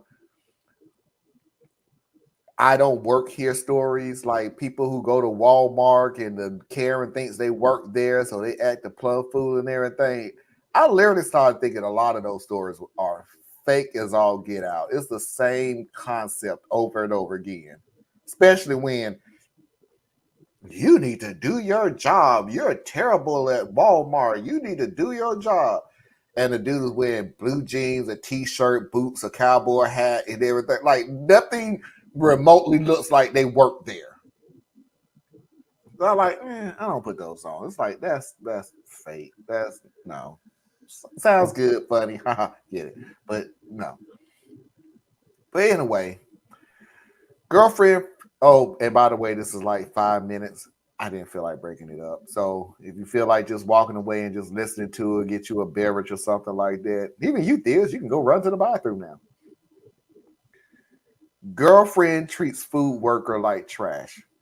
I, 29 male, and my girlfriend, 32 female, let's call her Casey, have been together for 7 months. We met at a local bar and we hit it off right away. After 4 months together, we decided to move in together. We love to go out to dinner, concerts, and travel when we can. We hardly ever get into arguments, and Casey is a sweet, loving, and caring girlfriend. I have never really seen her get angry until this past weekend. We decided to go visit our local county fair last weekend. We were excited about some of the musical acts, enjoying playing the various fair games, and of course, all of the fair food. Like most county fairs, the food was made up of multiple food trucks that were local to the area. For some context, neither of us are particular picky eaters, but Casey absolutely hates onions. So much so, she can't stand the smell, touch, or texture of them. When she orders food, she almost always makes sure to ask if there are onions on it, and politely asks to have it made without them. One of our local food trucks is a Philly cheesesteak truck, and they make the best cheesesteaks. Suddenly, cheesesteaks sound really good. Casey and I have both had their sandwiches on multiple occasions, and we have loved them every time. Cheesesteaks consist of the meat, cheese, peppers, and onions. The previous times that we have ordered, I always make sure to order hers with no onions. We wait our turn in line, and we make it up to the window. Casey asked if I wanted my usual, and I said yes. She then turned to the young lady in the window and said, "We'll have 2 Philly cheesesteaks, please." Now, this is where I had a brain fart. I don't know if I was daydreaming or just not paying attention, but I didn't even notice that she didn't say no onions. This is where things start to unravel. We picked up our sandwiches from the window and went to a picnic table. Casey took 1 bite and then spit out her sandwich and yelled, "What the f***? There were onions in this!" I don't know why I had to use that voice. I just did. I was so surprised at her reaction because it was so different than how she usually reacts if her order gets messed up. She immediately got up and stormed over to the food truck, cut in front of everyone, and started knocking on the window. She then proceeded to yell at the worker that took our order and saying, "I ordered this with no onions. Those effing sandwiches have onions." The worker started apologizing, and Casey continued to yell at her and telling her that this is unacceptable, that they would screw up on the order, and demanded a new one. The worker apologized, offered her a refund, and they began to make Casey a new sandwich. At this point, she had caused quite a scene, and everyone in the immediate area was silent and staring. And I did notice a couple phones recording the whole incident. I'm sure it will be on TikTok somewhere. We must find this. We must find this. I honestly stood there in shock at what just happened. I had never seen Casey act like that before. I didn't know what to think. Casey returned to the picnic table, sat down, looked at me and said, "Well, thanks for all your help." I didn't know what to say. Then I remembered that I never heard her say no onions. I told her that, and she said, "I don't know what I'm talking about." We sat in silence until the food truck worker came out and brought Casey a new sandwich. She once again apologized to Casey, who didn't say a word, and turned and started to walk back to the food truck. Thankfully, this awkward incident was over. Or so I thought. As the worker was walking back to the food truck, all of a sudden Casey yells, "Where are the freaking peppers?" The food truck worker stopped in her tracks. Casey got up with the sandwich in hand and walked right up to the worker. She started berating her. "How could you F up my sandwich twice, you idiot?" The food truck worker, who maybe was mid-20s, probably a college student, looked mortified and scared. She kept apologizing, and Casey was having none of it. She kept going off saying things like, "How hard is it to make an effing sandwich?" among other things. But then she said the thing that stood out the most to me. "No wonder you're working at a food truck. You don't even know how to take an order the right way. Good luck working a dead-end job the rest of your life, dumbass." Whoa, dude. Like, she went for it. She went for it. Yeah. She threw the sandwich at the worker's feet, stormed back to the table, grabbed her purse, and said, "Let's go." I was so shocked at what I had seen. I looked back at the worker and mouthed, "I'm sorry," and followed Casey to the car. I know that I should have done more, but I was honestly so shocked I couldn't even process my thoughts. We got in the car and had a silent ride home. When we pulled in the driveway, before we got out, I looked at her and said, "What was that?" She said, "What? Oh, the sandwich thing? The dumbasses screwed it up. At least they gave my money back." And then she got out of the car. We haven't talked much since this happened, but she is acting like nothing is wrong. I don't know what to do. The Casey from the fair is not the same Casey I have fallen in love with. I can't even look at her the same. I don't know what made her talk to someone like that. I have worked in food service multiple times and know how it feels to deal with difficult people. So I always try to treat my servers with respect and give them the benefit of the doubt.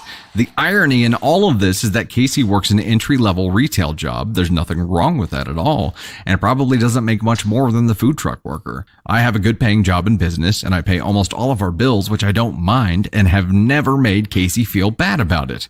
So now I'm torn. I don't know where to go from here. I love Casey, but that is not the type of person I want to be with. It may have been an isolated incident, but what if it becomes more frequent? I'm confused, upset, and heartbroken. So am I the astronaut if I break up with her because of how she treated the food truck worker?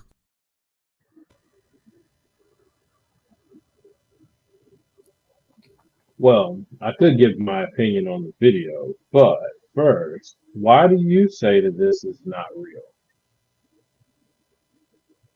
It is so on the nose. It's just like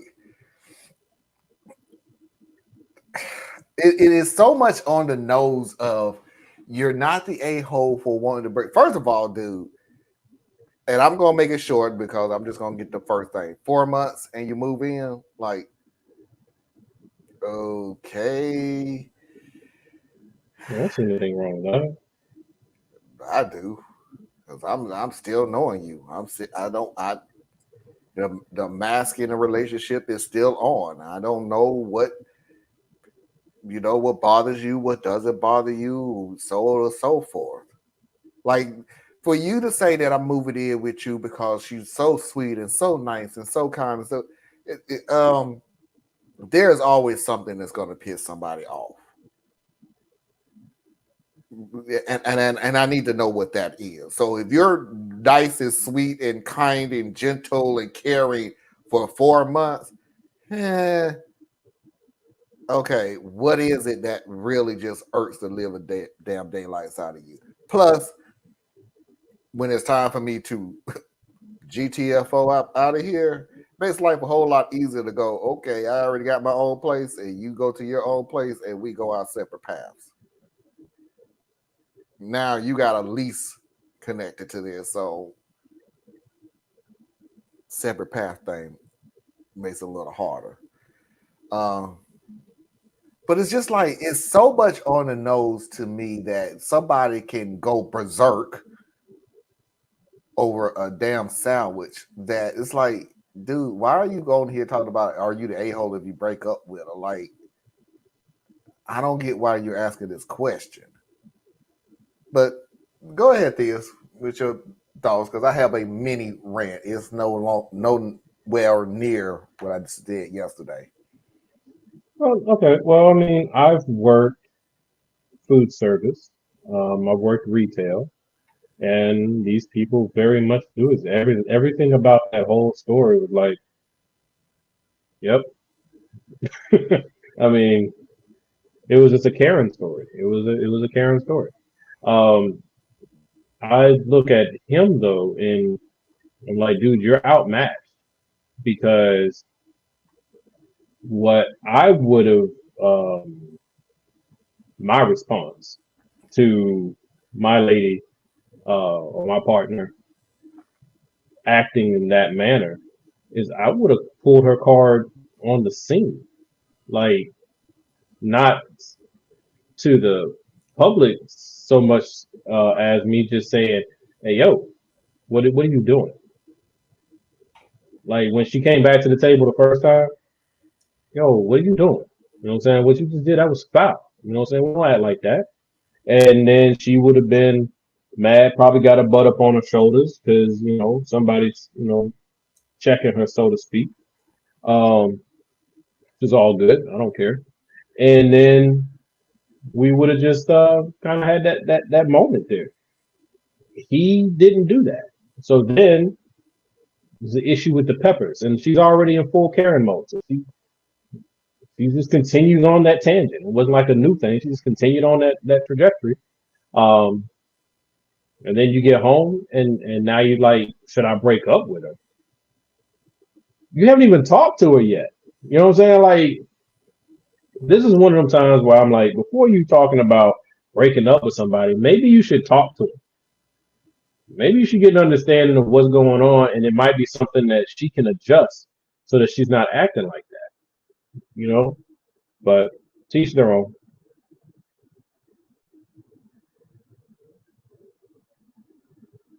Awkward. You usually talk a little longer than that, so yeah. Turn the fan off. It's getting kind of chilly down here in North Carolina. Okay, here's where we deviate from.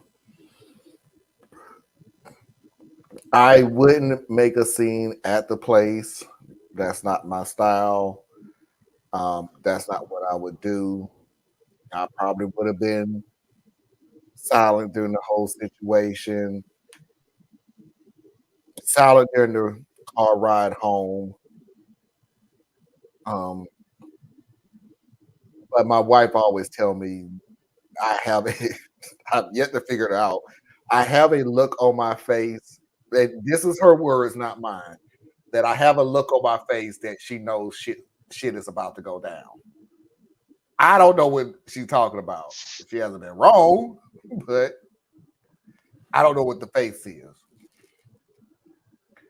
But as soon as we walk in and excuse me, we need to talk. And we're gonna sit on this couch and I'm literally going to look at her and go, what the fuck was that all about?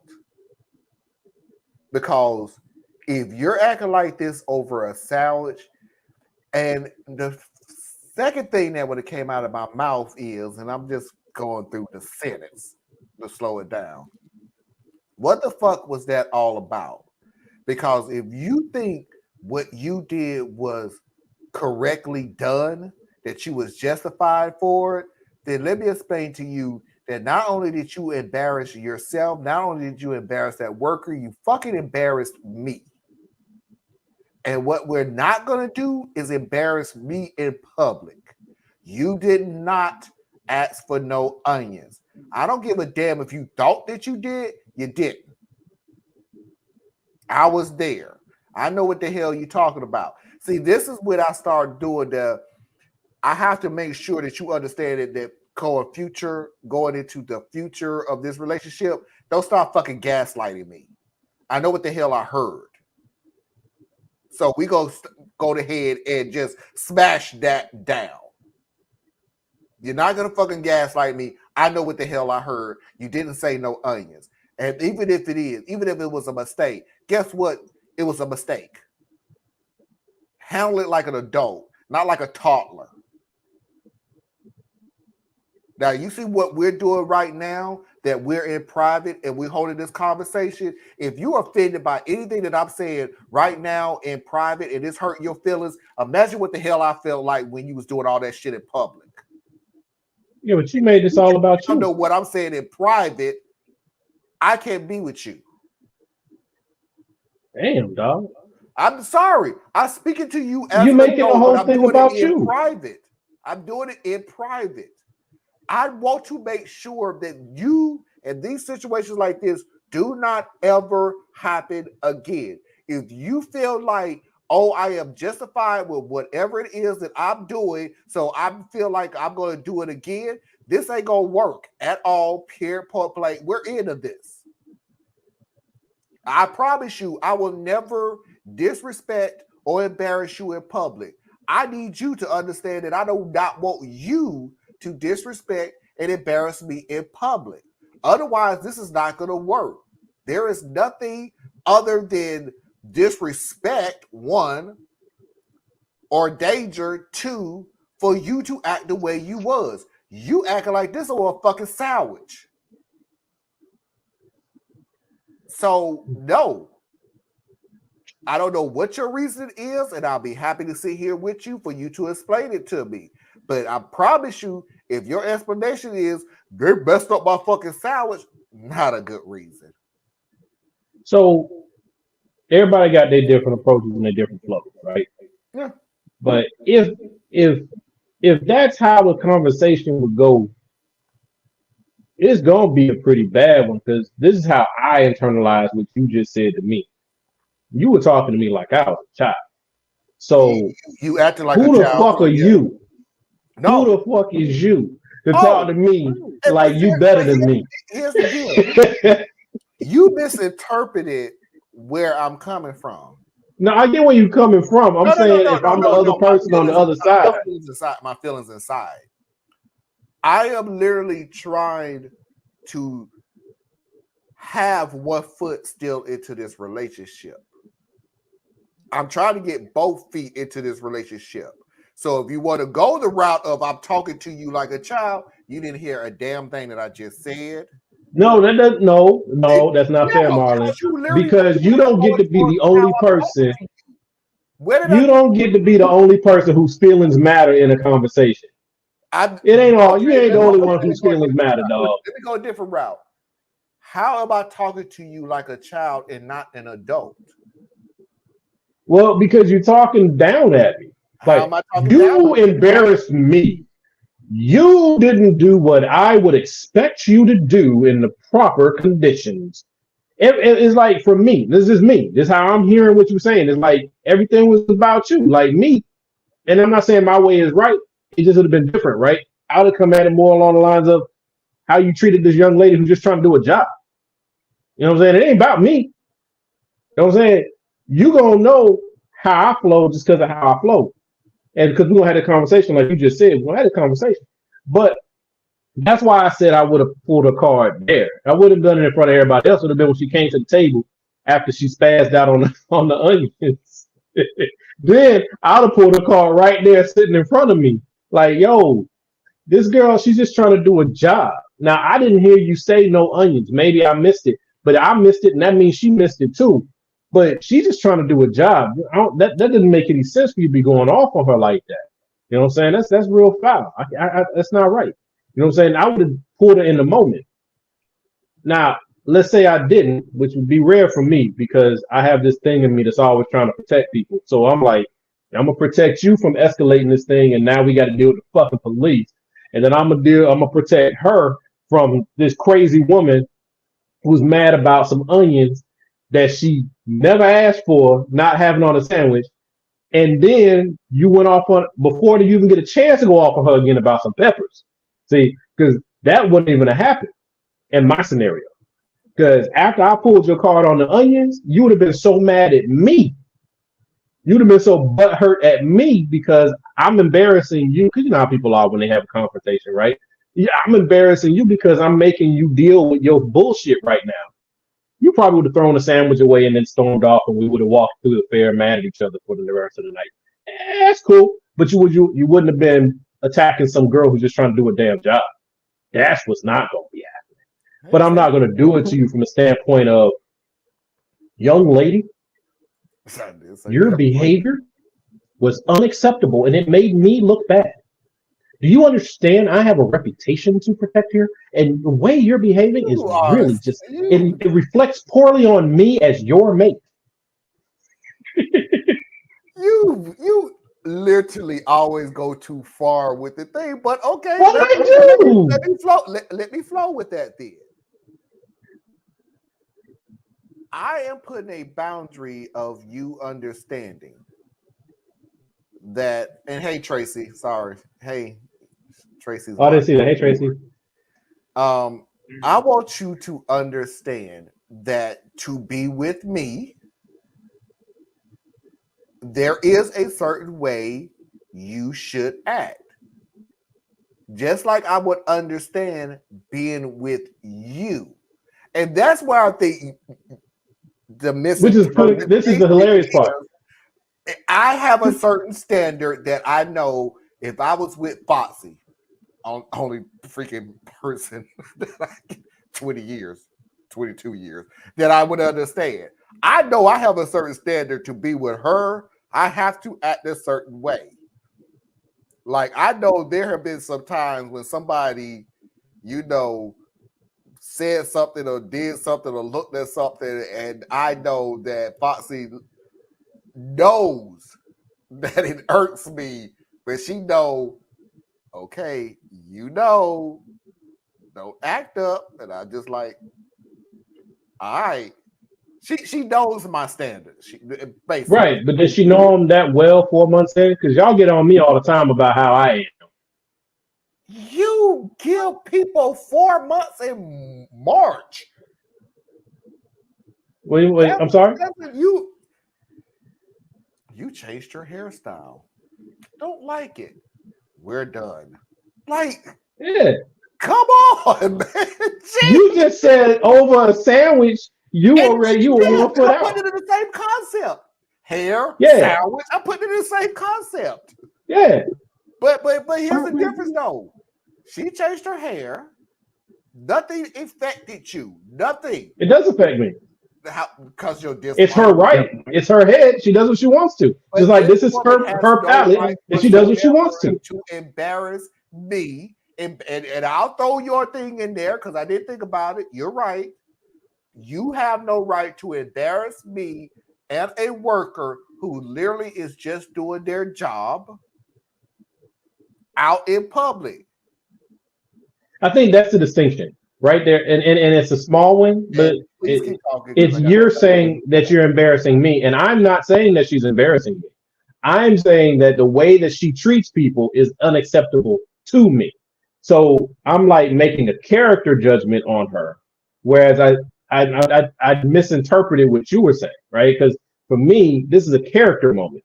How you treat people who are defenseless, you act like that. I don't want that around me. So was this a one-off moment? You just having a bad day? Because if so, yo, I'm bringing to your attention that this can't fly. You know what I'm saying? Because it's just not how I think people should be treated. I don't know. It's weird. I don't know. But it's even for me, I don't think I would. Dumping her from this, because he was saying this the first time he's seen it happen. Yeah, dumping her. That kind of You know, looks to be a certain way. Because I agree with because we you live that together. You need to talk. You do need to talk about it, and you're automatically going towards, should I dump her? And I'm like, right. So like the age of the relationship matters to me. The fact that we've never run into this before. Right. Now you've just given me a glimpse into your personal character, which is a problem. And that's why we're going to have a conversation about it. But it still isn't, you didn't embarrass me. You embarrassed yourself in front of me. But you ain't embarrassed me, because this ain't me that did this. Now, had it been, let's say when I pulled a card about the onions, right? And because she's already mad that she ain't got her food, the food was wrong, right? She's already elevated. And then here I am saying, yo, that's foul. And then you turn around and you start yelling at me. Okay, now you're embarrassing me. Because so you ain't gonna be yelling at me in public. See, I'm not yelling at you in public, you're not gonna yell at me in public. Now it's a me and you thing. But when it was you acting an ass towards this young lady, my job is stop that conflict, redirect the energy, and let's move on about our business. Right? I don't mind if you're mad at me, just don't yell at me in public, because that's just a bad move. That would be a breakup movement. But this right here is more, and it's weird. I know it's weird, but for me, this would be we got to have a conversation about, is this who you are? Is this how you treat people? You know what I'm saying? I would have pulled all the cards out like he did in explaining it to us. She would have heard some of that. You work a similar level role. How do you justify treating somebody like that? Yeah, you work customer service. So were you just having a bad day? What's going on? I guess this is what bothers me the most about this story.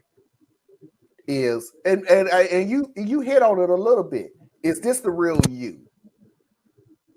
I have a call me uppity, whatever. I have a certain standard. Yeah, absolutely. How you treat people, how you act in public, and everything like that. I don't think myself as being bougie. It's not like you have to drink your Perrier with one pinky in the air and all this other stuff. And I'm just not that person. And funny thing about it is, my standard is, even if you was drunk, if you're like, you're drunk, I just act a plug. No. Well, it can't come out if it isn't within, right? So yeah. I think that's a really good point. Like if you're dating someone and they're not a teetotaler, right? Because if they're a teetotaler, they don't ever drink, and then the first time they drink, they are an angry drunk or belligerent drunk, something like that. That's different, because they don't even know who they're gonna be when they drink, because they ain't never drank before. But if you're a person, huh? Oh, you talking about the first time? Yeah. Okay, sorry. Like you've never drank, like you don't ever drink, and then the first time we're out having fun with the family or the friends or whatever, and you have a few too many, and now you the one that's always angry or whatever, or you hyper emotional or whatever your drunk manifests as. I'm gonna give you a pass on that one. It's gonna irritate the hell out of me. Like I remember a previous girlfriend that I don't smoke. So she was smoking weed at a college party, and she was just really goofy, like over the top goofy. And I'm like, I can't handle, I need the rational side of you in here somewhere. This is getting on my nerves. Every word I say is, no, stop that, right? But, so that was real hard for me. But we didn't break up over it, you know what I'm saying? But I'm just saying, like, but if you're somebody who does drink on occasion, you know what type of drunk you are. Like me, I become more talkative. I become more outgoing. I'm silly drunk. I'm angry sober, silly drunk. So there's only so much you're gonna get out of me if I've been drinking too much. But if you're like an angry drunk, either we're gonna have to avoid drinking situations, or I'm not gonna be able to ride with you. Yeah, you know. So I think that's the other thing. Yeah, and that's what I was meaning with her is when I'll be talking to her is I need to know if this is you. In other words, what I probably would add to the question, I need to know if this the type of person you are when everything doesn't go 100% correct. We're talking about a sandwich, and I know it's a sandwich, blah, blah, blah, it's a small thing. But you do realize when you say the smallest things, we're talking about a sandwich now. How about when you go out to a restaurant? How about when you go out to functions? How about when you go out to concerts? Like, there are things that can go wrong in everything I just said. How do you react to it?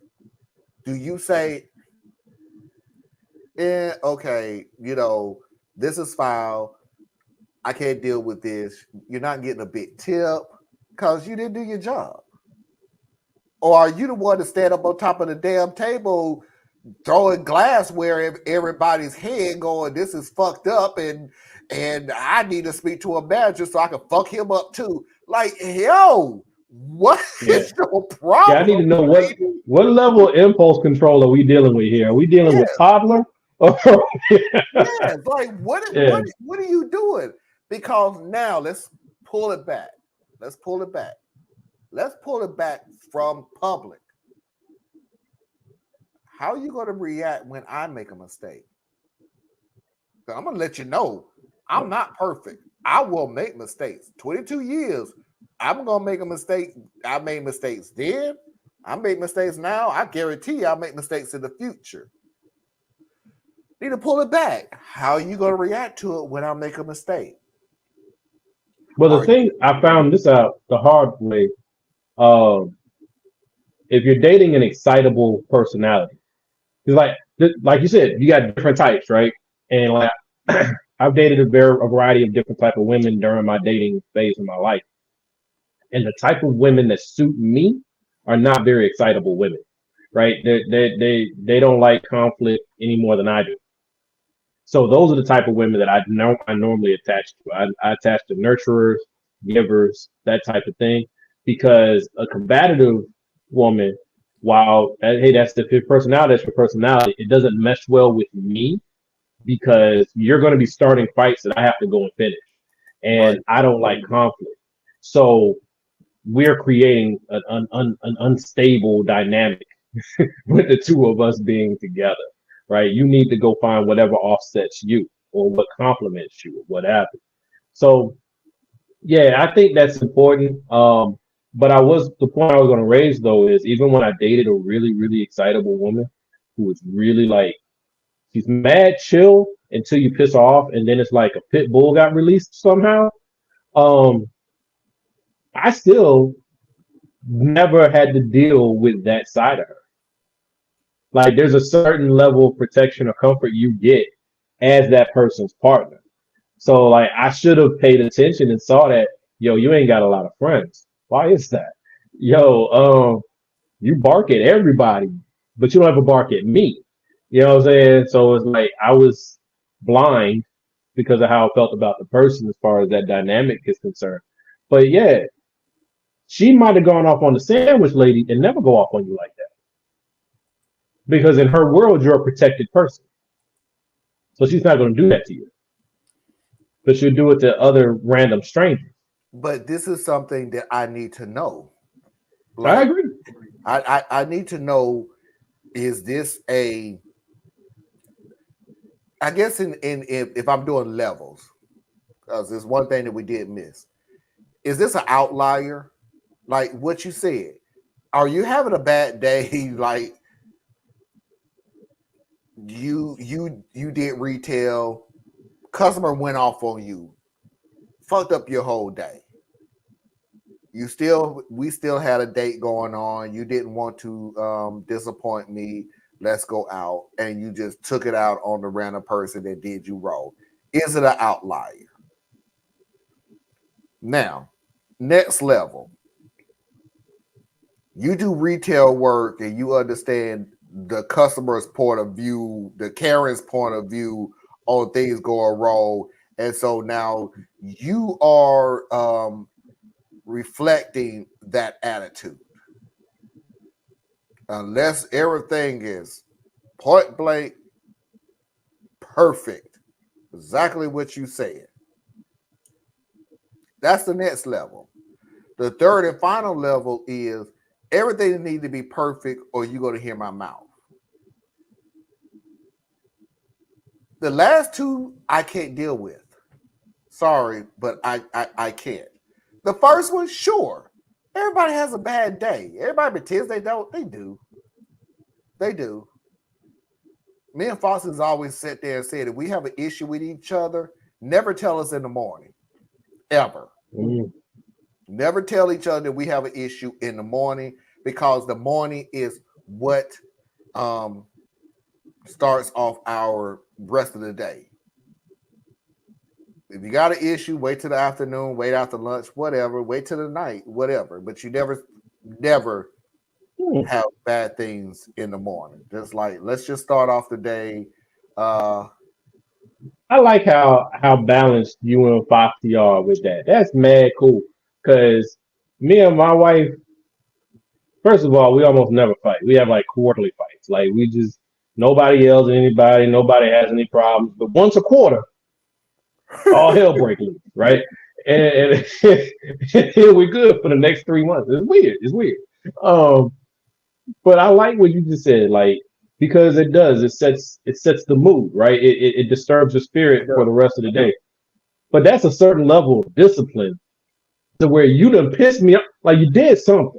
Like we woke up, it was a normal night, went to sleep, blah, blah, blah, woke up in the morning, and then I wake up, and in the middle of the night, you done went to the bathroom, you ain't flushed the toilet, so that piss all in my toilet, and then you just ruined my whole day. It's torn. It's just, what the hell? Who does this, right? And then now, but I'm not allowed to say nothing to you because you getting ready for work. Nah, pissy, I'm gonna tell you that this.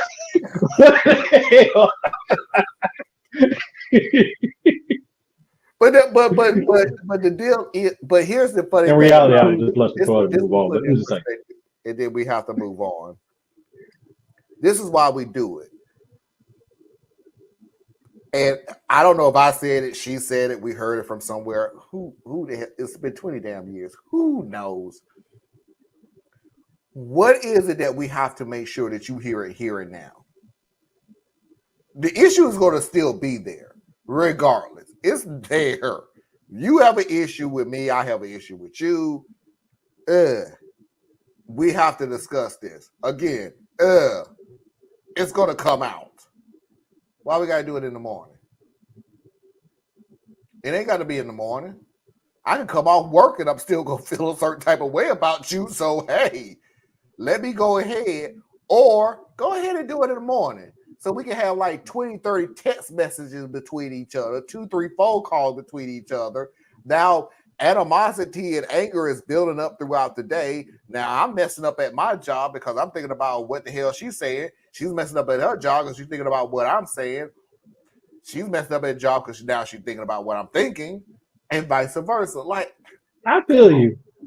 Like I said, your approach is the most mature and balanced way. It makes perfect sense. I don't think I could employ that. But then our responses are different too. Like, because you from what I've learned of you and you kind of learned of me, we approach conflict a little differently, right? Yeah. So for me, yeah, the morning thing, is is wrong or inopportune. It's not the best way because now, now both of our spirits are disturbed as we're heading off to go play with Right. other people. But yeah, I'm probably going to call you on it because once I see it, I deal with it. You know what I'm saying? It's like, just do it now because later I won't even feel like it. And they'll have baked a whole nother level in my head and I'm off in a whole nother tangent. And it is just, it never good for me. Everyone who's ever dealt with me knows this. Don't let me stew. Okay? Because I am going to start with my imagination is going to go nuts. And I'm going to be on level 10 off of something that was level 2 because we didn't go ahead and address it early. And then there ain't going to be no back and forth throughout the day. I mean, none of that. None of that. No. You send me a text. And I thought about what you said. And I leave that on red. My first wife treated food service like that. It speaks to something much deeper inside and contribute to our initial breakup. And like I said, it's not black and white on any of this stuff. I need to know where you are at. I need to know where you are at. And I did learn this from Thea's. Not gonna lie about it. I did learn this from Thea's. I need to know what I can live with. And if I can't live with it, let's be done. Fair enough. Let's be done with it. I don't have no animosity with you. You shouldn't have no animosity with me, especially when I hear people that sit there and go, "You can't handle all this and everything else." If that's gonna make you feel better, cool beans. I'm just telling you, I don't want to. And you're too much for me. Congratulations. And the funny thing about it is, I don't have to. We're dating. I don't.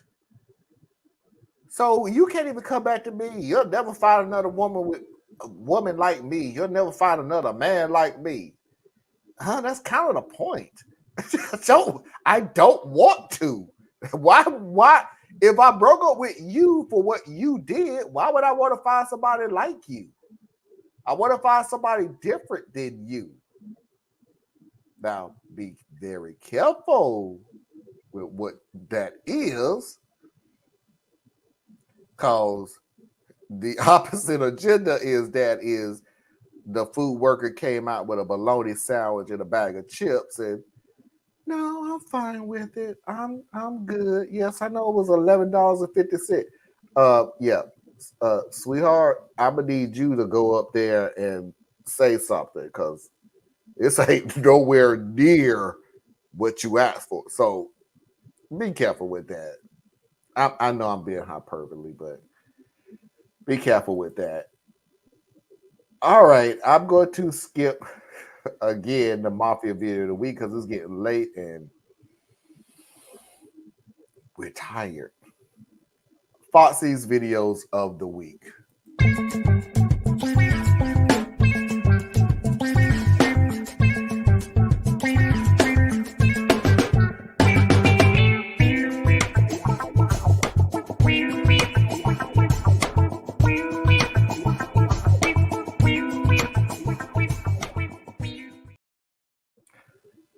So the first video of the week, one political thing, so we can get out of the way. Donald Trump is in court talking to the people, acting a damn fool. Just skip to the middle, man. Acting a damn fool. We have somebody who's going on explaining to you how not to testify. Here's how not to testify in court based on Donald Trump's recent dumpster fire testimony in his civil fraud case. So I'm Lisa Bloom. I'm a trial attorney. I prepare people to testify in court and in depositions all the time. And now I have a perfect example of the 3 most important things not to do when you raise your right hand and you swear to tell the truth. Number 1, do not attack the judge. Donald Trump said, the fraud is on the court, not on me. The judge hit back with, you can attack me, just answer the question. You know what? The judge has seen it all before. The judge has heard it all before. And when the judge knows that you're attacking him, the judge knows that you have nothing to say. You have no facts on your side and that you're getting pretty desperate. This is not a good look.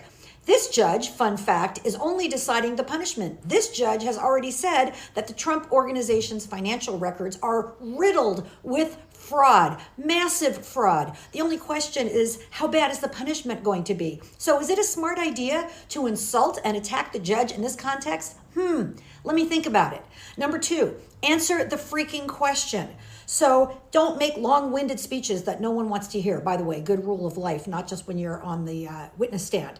So when the judge says, please no speeches, which he said to Donald Trump when he was going on and on about his golf courses and how beautiful they are, let me decode that for you. The judge is saying, you're not answering the question. The judge is thinking, you're not answering the question because you're avoiding it because the answer would be bad for you. The judge is going to hold that against you. So don't do that when you're testifying. Third and finally, do not lie. The New York attorney, this is my favorite exchange, says to Donald Trump, did you get copies of financial statements in 2021? Trump says, I was so busy in the White House with China, Russia, and keeping the country. The New York attorney says, you weren't president in 2021. Oops. So the judge is rolling his eyes throughout, and let me decode that for you. That means the judge thinks you are a lying sack and you're about to lose worse than you've already lost. Letitia James, the New York Attorney General, is asking for a $250 million penalty. She's asking for Trump to be ousted from the Trump Organization. She's asking for him to be permanently banned from New York real estate, where he's made his entire living all of his life. Huge penalties are on the table. And I think this judge is going to get there. Why? Because Donald Trump chose to play the fool in this courtroom. Let me know what you think in the comments below.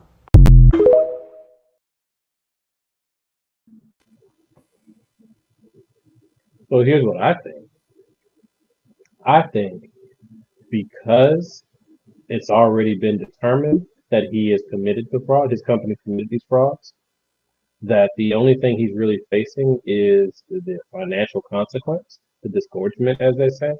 So he knows he's going to get hit with 250. Like, that's like a given. And then the upward departure probably places him somewhere close to 400,000 at the worst. So for him, the loss has already occurred. So now his math is a little different, I would say. His math is, how do I prepare myself? One, can I get this to the appeals court?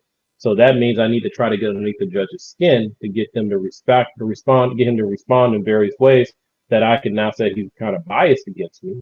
So it makes sense to attack the judge. And then what does he really stand to gain by not attacking the judge?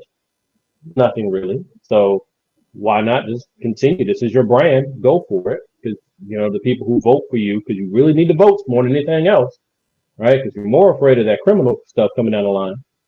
Then you play that line. And then she was saying, don't speechify your testimony. And I'm like, well, facts aren't in his favor. And the damage already done. So I'm no attorney, but I actually would rather my client get up there and just talk in circles. Just talk. Just don't admit to anything, don't commit to anything, and don't lie. That's it. And then just run in circles. Ain't no harm there. So I feel where she's coming from. I think that some of those rules differ because of who we're talking about. Tim Scott is out of the race. What? His girlfriend didn't help him? Now wait, because we're talking with Tracy. Is that your opinion, or if I go Google this, it says Tim Scott has decided to drop out of the race. So I'm sure it's probably I'm sure that he did decide to drop. That was a bad performance. And Tracy, tell me if I'm lying. Tell me if I'm lying. Be truthful. Did I not say the next person that drops out of the race was Tim Scott? I said it on your show. I said Tim Scott will be the next person that drops out. Oh, she said, okay, she says it's a fact. But did I not say Tim Scott will be the next person that drops out? But I mean, it doesn't matter. First of all, I didn't doubt you, Tracy. I didn't doubt you. And then other thing, I think more of them are going to drop because now, first of all, this is always the kiddie table. Nobody even bothered watching any of these debates. I didn't even turn on the last debate. It wasn't going to happen. Yeah, I appreciate that. I said Tim Scott was the next person to drop out. Yeah. Okay, so But, let me say this then. So I'm going to tell you who the third person that's going to drop out. And funny thing is, I don't even have the information on this person. I don't even know who the hell he is. The governor of such and such. I don't even know his freaking name. That's how freaking bad it is. That's the next person that's going to drop out. He's the governor of a state. I have no idea what his name is. But they're all going to start dropping. It's going to be down to Nikki. The last two people that's going to drop out is Nikki Haley and Chris Christie. Well, Chris Christie might run out of money before then, but I think Ramaswamy will stay in well past his due date. I think Nikki will stay in, and I think DeSantis will stay in because those are the three who stand to benefit the most if Trump gets, into a nosedive for some reason. They know they can't beat him. Like they're far, far in the weeds, but they need Trump to have a nosedive. And if he does, those are the ones who want to try to pick it up. DeSantis hopes to be the one that Trump supporters won't find so disgusting that they'll go to him. Ramaswamy, he actually thinks that people who don't like minorities will like him enough to come to him. Whatever. And then Nikki, she's Nikki, right? And so I don't know what to say about Nikki. This is why I'm saying that Chris Christie and Nikki Haley would be the last two. Nikki Haley really do want to win, right? She's in it to win it.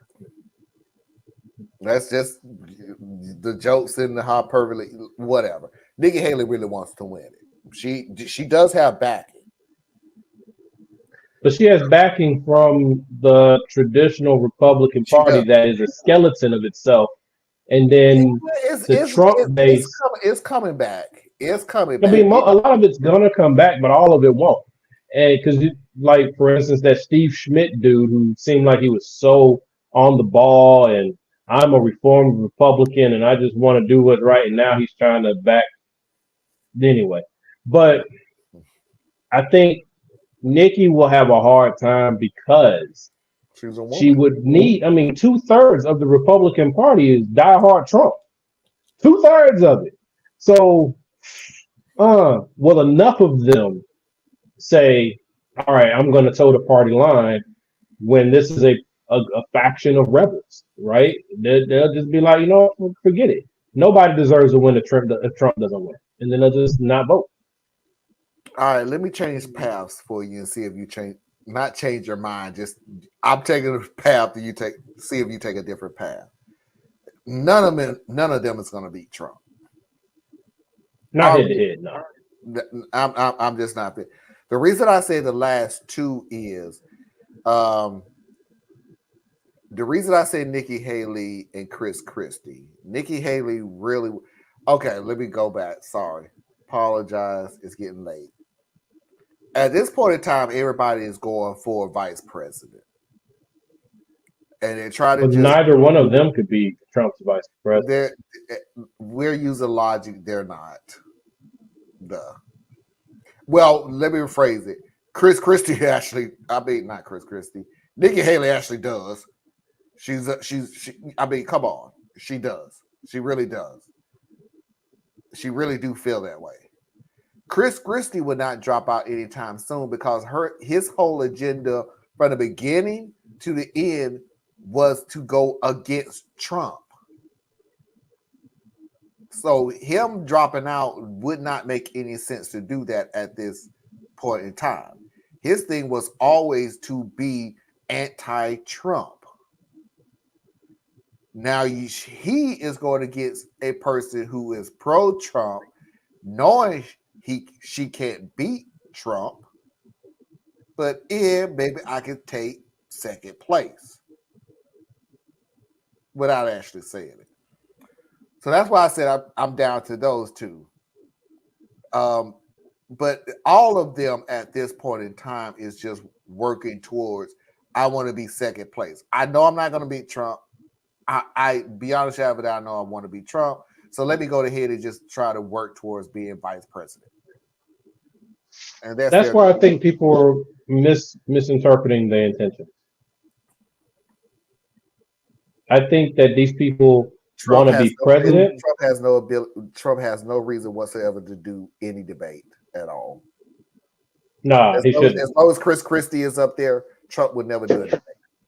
Well, he shouldn't do a debate anyway. It can only hurt him.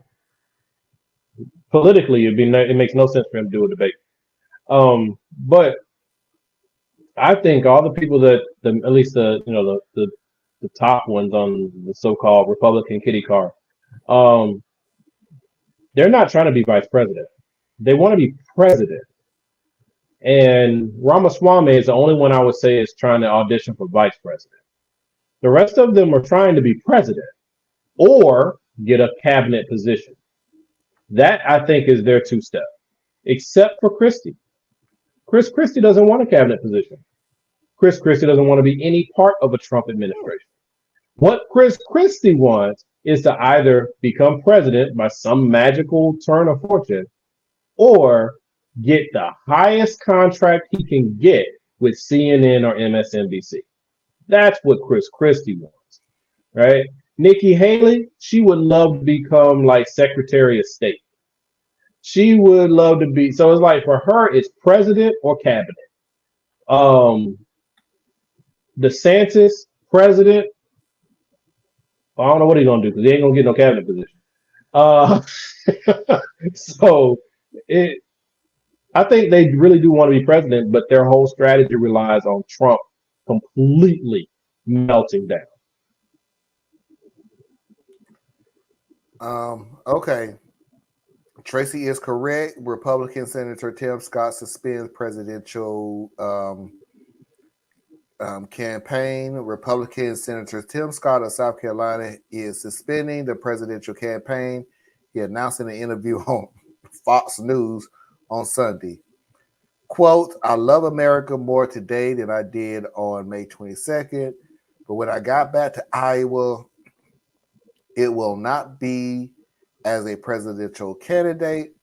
I'm suspending my campaign, he says. The announcement Sunday night took many of Scott's aides and donors by surprise. Two people close to the campaign said that they were not given advance notice, even though it was becoming increasingly clear Scott was facing an uphill struggle to break through in the GOP primary. See, here's what's funny about all of this. First of all, Tim Scott is running in the token position. It's what the Republicans do every presidential cycle, and we all act like it's something new, and let's see what's going to happen. We already know what's going to happen. It's Tim Kaine, it's Ben Carson, it's the same thing. They go get a token so that we can say, hey, we're not racist, and then let them rise in the polls, and then at least a year out, they go away.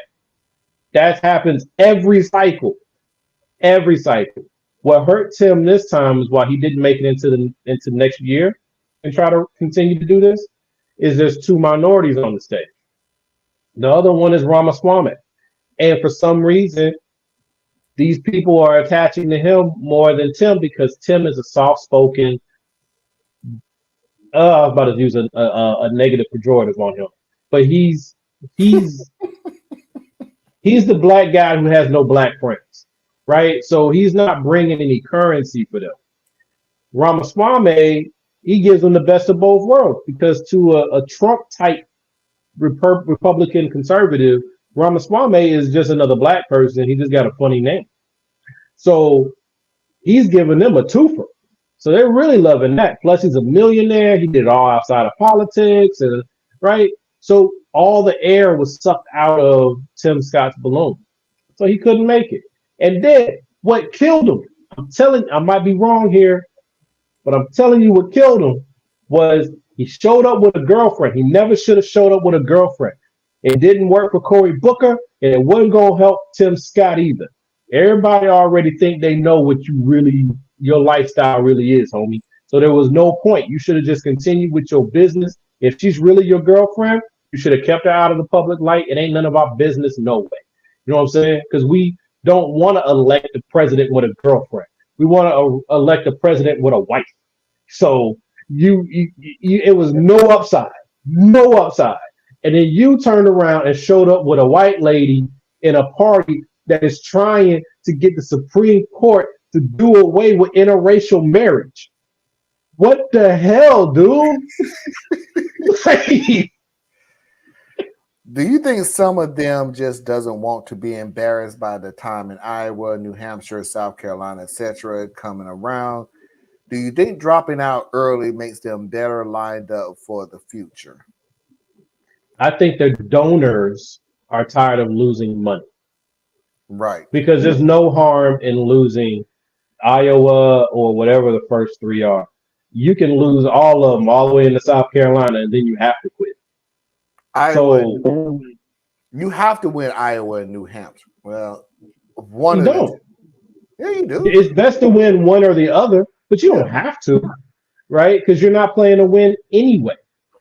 So the longer you can stay in, you show a distance between you and the ones who dropped out. And then by South Carolina, if you don't already have one or two states under you, you got to go anyway. So for them, it's really not about like what Parker was asking.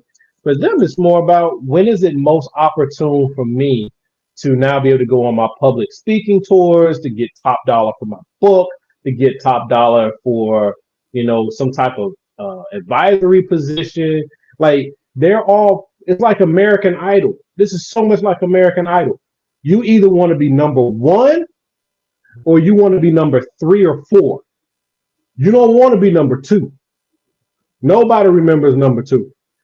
Number 1 gets the contract. Number 3 and number 4, they go get recording deals and make a whole lot of money and have a real career, because those are your Kelly Hud, whatever people like those people, right? Nobody remembers the winner. So number 2, nobody remembers that cat. All right. Whew. Thank you for giving me content, because that will fill up a lot of space. Breaking news, Tim Scott dropped off. Other breaking news, I don't give a fuck. Guy who was never going to win stops trying. I'm telling you, man, him bringing out that girlfriend, that was a bad move. It was the end of his campaign. It was like a Hail Mary. It was either going to springboard him forward or it was going to die on the launch pad, and that's what happened. Yep, and Parker agree with you. Bernie was second both times. LOL. All right, let's move on to relationships. Simple communication. I know it's a guy talking about his wife, significant other. This right here is across the board. This has brought it up a couple of times. I have brought it up a couple of times. Simple communication. The key to a happy marriage is simple communication. So the next time your wife is upset with you, giving you the silent treatment, and you can't quite figure out why, simply grab her some coloring books, set them down next to her, and let her know that she's acting like a child because she can't use her big girl words to tell you what's really going on. She'll clearly understand that you're correct and draw you a pretty picture. Write that down.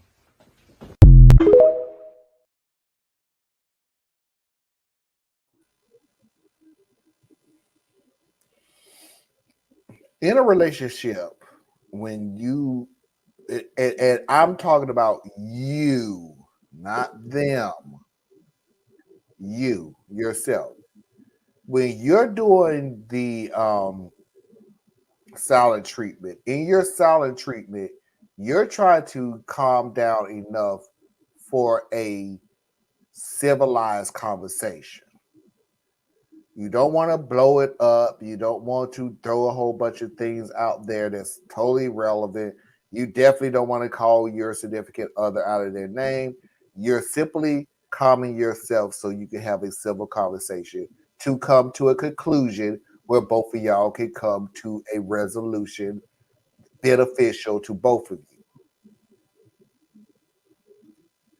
you. I'm speaking to the adults. If you are doing a solid treatment simply because, if I don't talk to them, they'll feel bad, they'll go talk to me, then I'm speaking to a child. Children do silent treatments. I'm going to treat you like a child. Me and Foxy went through this again. If you're looking at our marriage, we went through the silent treatment and blah, blah, blah, and everything else, and I guarantee you it didn't work. So when we did a silent treatment now, we're doing a silent treatment to get our mind frames together so we can go with say what needs to be said, stick to that, and be done with it. I'm done because I'm trying to keep these as awake as far as I possibly can so we can move forward. I'm sorry, I'm struggling. Oh, But nah, trust me, the only reason I'm even talking as much as I am is to keep myself awake. Trust me, you're not in this by yourself. and I've been asleep off and on like all day. I don't know why I've been so tired today. I had terrible sleep last night, so. But silent treatment. So I think there's a distinction between silent treatment and being silent. So like you said, if you stop talking because you want to create a response from the other person because you're not talking to them, that's childish.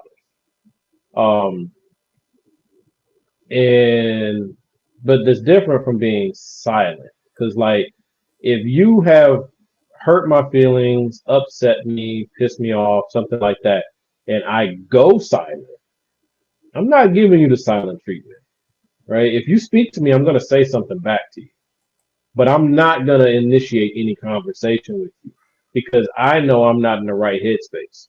I'm going to like unleash on you, or my thoughts aren't where I want them to be, or I'm so mad that there's nothing good to come out of talking to you right now. Right. So that's me going silent. I don't think silent treatment is effective. It's the absence of communication, but I don't think it's an effective process to follow, no matter who you are, because the other person, either one, you're playing with their mind, which is always wrong in my opinion, or two, now you're just setting yourself up for failure, because if you're dealing with your partner and they're pretty bright and they realize what you're doing, then they're just going to avoid you anyway and let you just be quiet. It just be mad for days. That's on you. That's because at a certain point you're not even mad anymore. Now you're offended because I won't say anything to you, right? And I'll push back on one thing that last statement that you said, Thea. That's the only thing I'll push back on you, which may be worse. I don't know. I would not, at a certain point, I'm not offended. Just don't care. If you No, not the person receiving the silent treatment, the one giving it. Yeah, if you're pulling the same stunt over and over again, and I know that you're gonna give me the silent treatment on it, I'm not gonna care that you're quiet or you give me a silent treatment or whatever, because if we didn't handle the situation the first time with your silent treatment, and the situation comes up again, and you give me the silent treatment, it's like I'm not gonna care anymore. Either you're gonna use your big person words, or you're gonna sit there and do your thing to me, and I'm just like, I don't care anymore. To an extent. Now this is where we start. Now I'm going to slide into the gray areas, right? So on the grand scale, like me and Marlon said, like silent treatment is just, it just doesn't work. It's not an adult way to handle a situation. It's not even a young adult way to handle a situation. Not with somebody you care about. But here's the gray area. I've heard it said, and I agree, that most people respond to extreme stress based on the age they were when they first experienced a major trauma. So if your first emotional major trauma happened when you were a child, 4, 5, 6, 7, something like that, then silent treatment might just be your coping mechanism. Because at that age, the safest thing you could do was hide. The safest thing you could do was try to get small. And so if you know that your partner has that type of a background, then you should be a little bit more patient with that silent thing, because that silent treatment is sometimes not you as this about protecting themselves, right? But that takes you knowing your partner. And so you make, in my opinion, you make allowances for that. Switching earbuds. And then like you might have a partner whose trauma happened when they were more of an adult age. So now they have a better toolbox, right? They use their words. They want to sit down and discuss things. They want to work through things, right? That is a different level, that because when it happened to you, you were older and you had more faculties at your expense to handle and do with things. And then you got people who these things happen and they happen like a teenager. And what do teenagers do? They push you away to see if you'll try to push back in. You might have a partner who's like that. So that's that gray area that I would say to people, that like, don't just take it at the high level me and Marlon were talking about. That's great for boyfriend, girlfriend, casual relationships, all that. But when you're committed to somebody, I think it's important for you to know that person that you're with, to really understand that person and truly have a servant's heart. Because if you do have a servant's heart, then you'll be like, okay, so this is how she responds to this type of thing. It gets on my nerves, work pisses me off even more than I was already pissed off. But this is her way. So what do I need to do to get to her to have this settled, right? And it's not always going to be fun, and it's not always going to be fair. Yep. Last video of the night, and it is so poetic that I actually make this the last video of the night. This was not set up at all, but it's perfect. Yeah, I'm not taking any. Today is Sunday. Cool. I'm not taking any questions over the weekend. I have a question for men. No. We're not taking any questions today, please. It's weekend. We just want to relax, okay? Please. Office hours Monday to Friday, 8 to 5. That's it. Other than that, it's weekend. I'm already stressed now just anticipating this question, please. And we've probably already even answered this question before. We've probably already answered it. So no, please let us just relax today, please.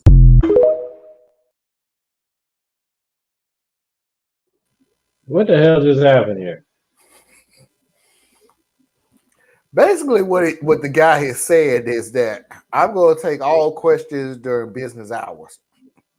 No, but I mean, like, I'm imagining that's his girlfriend, that's him, and then she's like, "I have a question for you," and he knows that this is loaded. Yep. And he's like, "No. This weekend is for us to relax on. This is not for no drama. We ain't gonna do this. Holla at me during the week."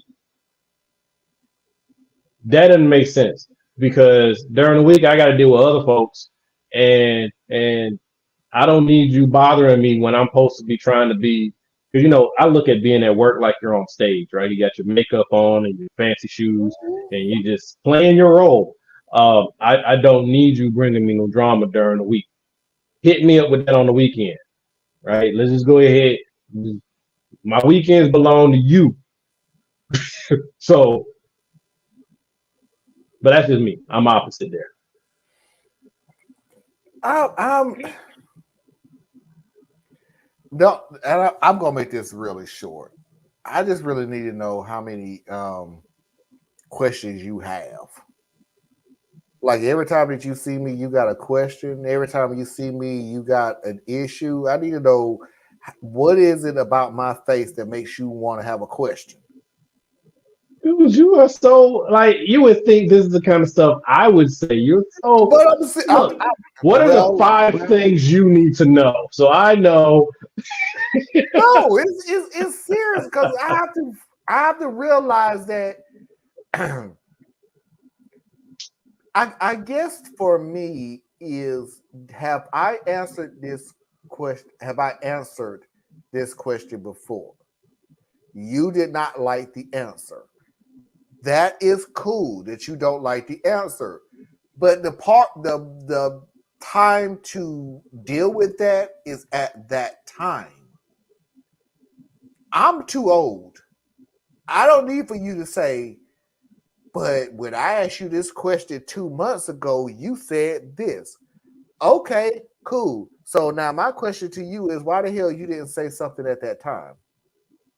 Why wasn't there time to do it? Huh? It wasn't their time to do it. Okay, don't bring your time later because I don't remember what the hell I said 2 months ago. I honestly it should don't. Be consistent with what you feel today. Well, okay, so please help me out by telling me that I need to bring a pencil and a pad in when we hold a damn simple conversation because I didn't know you was going to sit here and bring up stuff that I obviously thought was a simple conversation. I didn't know I needed to bring a stenographer in every time we hold a damn conversation that she needs to read off what the hell we was just talking about. Or it was just hold a simple conversation. But it wasn't. It was serious to her, but it wasn't serious to you. So she didn't get what she needed. I think that it was serious to me because you did. I don't know. It was serious to you. If you tell me that it's but serious, why do they got to give you all that? Like they got to give you everything. You don't have to give them everything. Cool. I'm gonna go. People are complicated. I'm gonna hire a stenographer to go sit in the back seat of the car and hold data for every conversation that we have because I need to protect myself as an attorney. What? Where did you just go?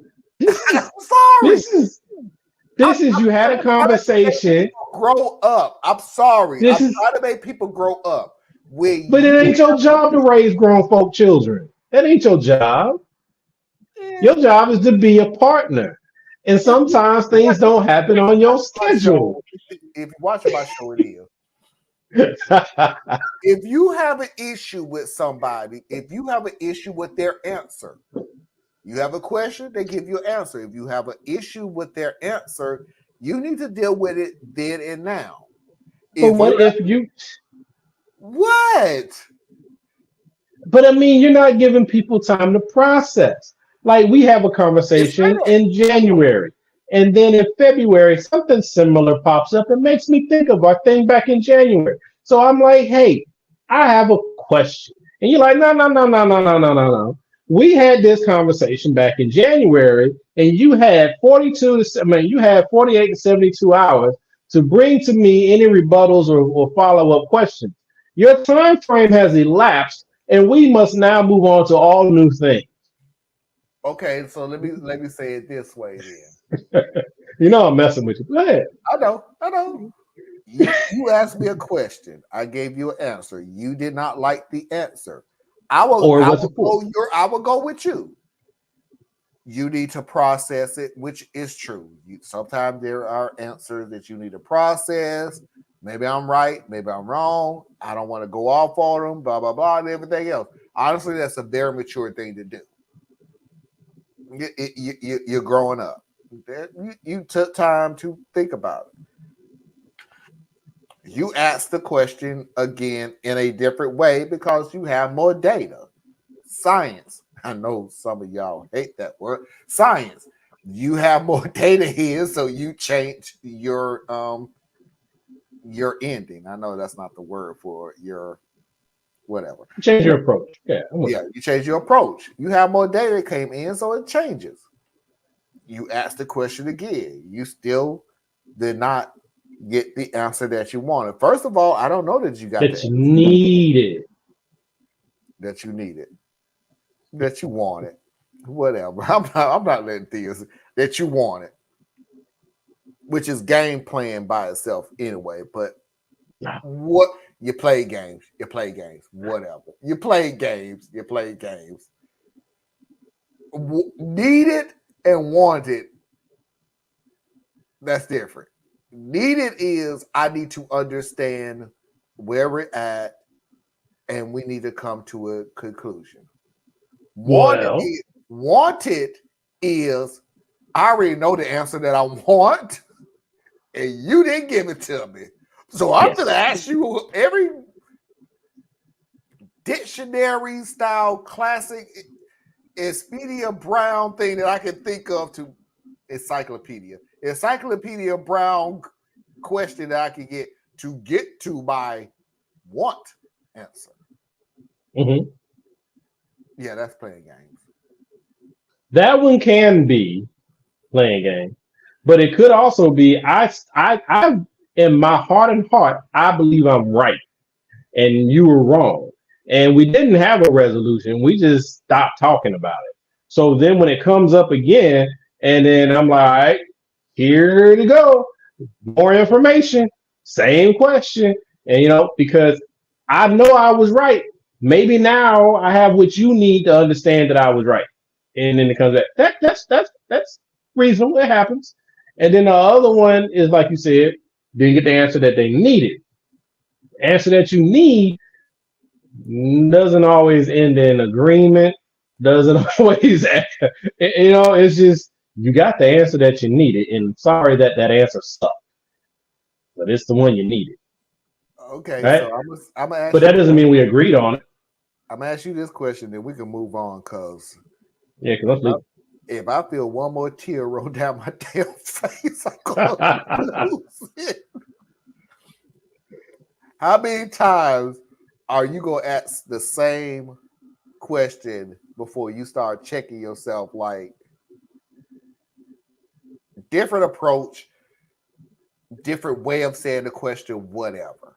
How many times you need to hear this same question?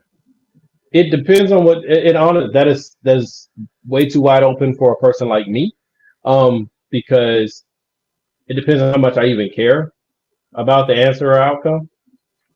Like I'm serious. This is how I am. So I it's know like you care. That's what makes me laugh. yeah, it's like if I know I'm right, 9 times out of 10 I do not need you to acknowledge that I was right. It's very rare that I'm going to debate with you until you agree with me that I was right. Because I don't care. I already know I'm right. So I'm going to give you the explanation the way I think you need it, and I may have to adjust it. I may have to make some pivots in how I present it. All those different things based on who I'm dealing with. But whether you agree with me or not is completely irrelevant, because in your own time, when that stuff sinks in, you'll have your aha moment. I don't have to witness that. I don't care. And then if it's something I just simply don't care that much about, I just let it go. Keep it kicking, So it's like it's kind of wide open. And then, but if I'm trying to convince you of something, then I might run at that question many times because I'm trying to figure out which style, which approach, which word choice, what level of energy, like what is it that I'm missing in my communication style to get to you. But that's when I'm like saying I really want to convince you of something, which is kind of rare. But if I really want to convince you, yeah, I might come at it a number of times, because it's not about me at that point. Well, it is about me, but it's not 100% about me. It's about what does it take to get to you.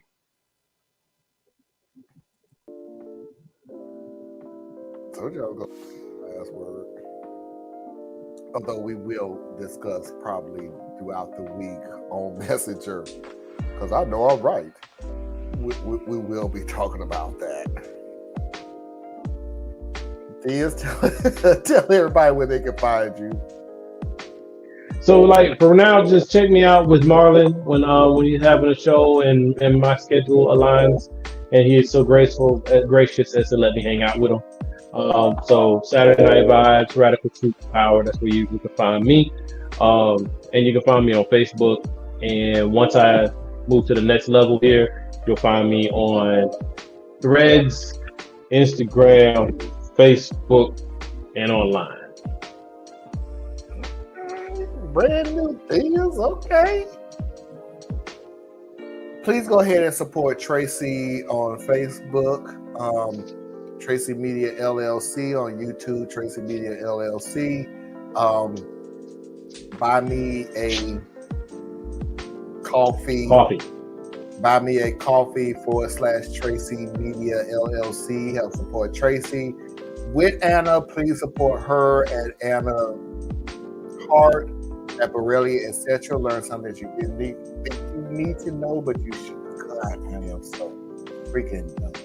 This is not going out. Trust me. And until next time, we will see you when we see you. Peace. A healthy father-son relationship is one where you each check each other's porn history. So says the Speaker of the House. Somebody was actually listening to him.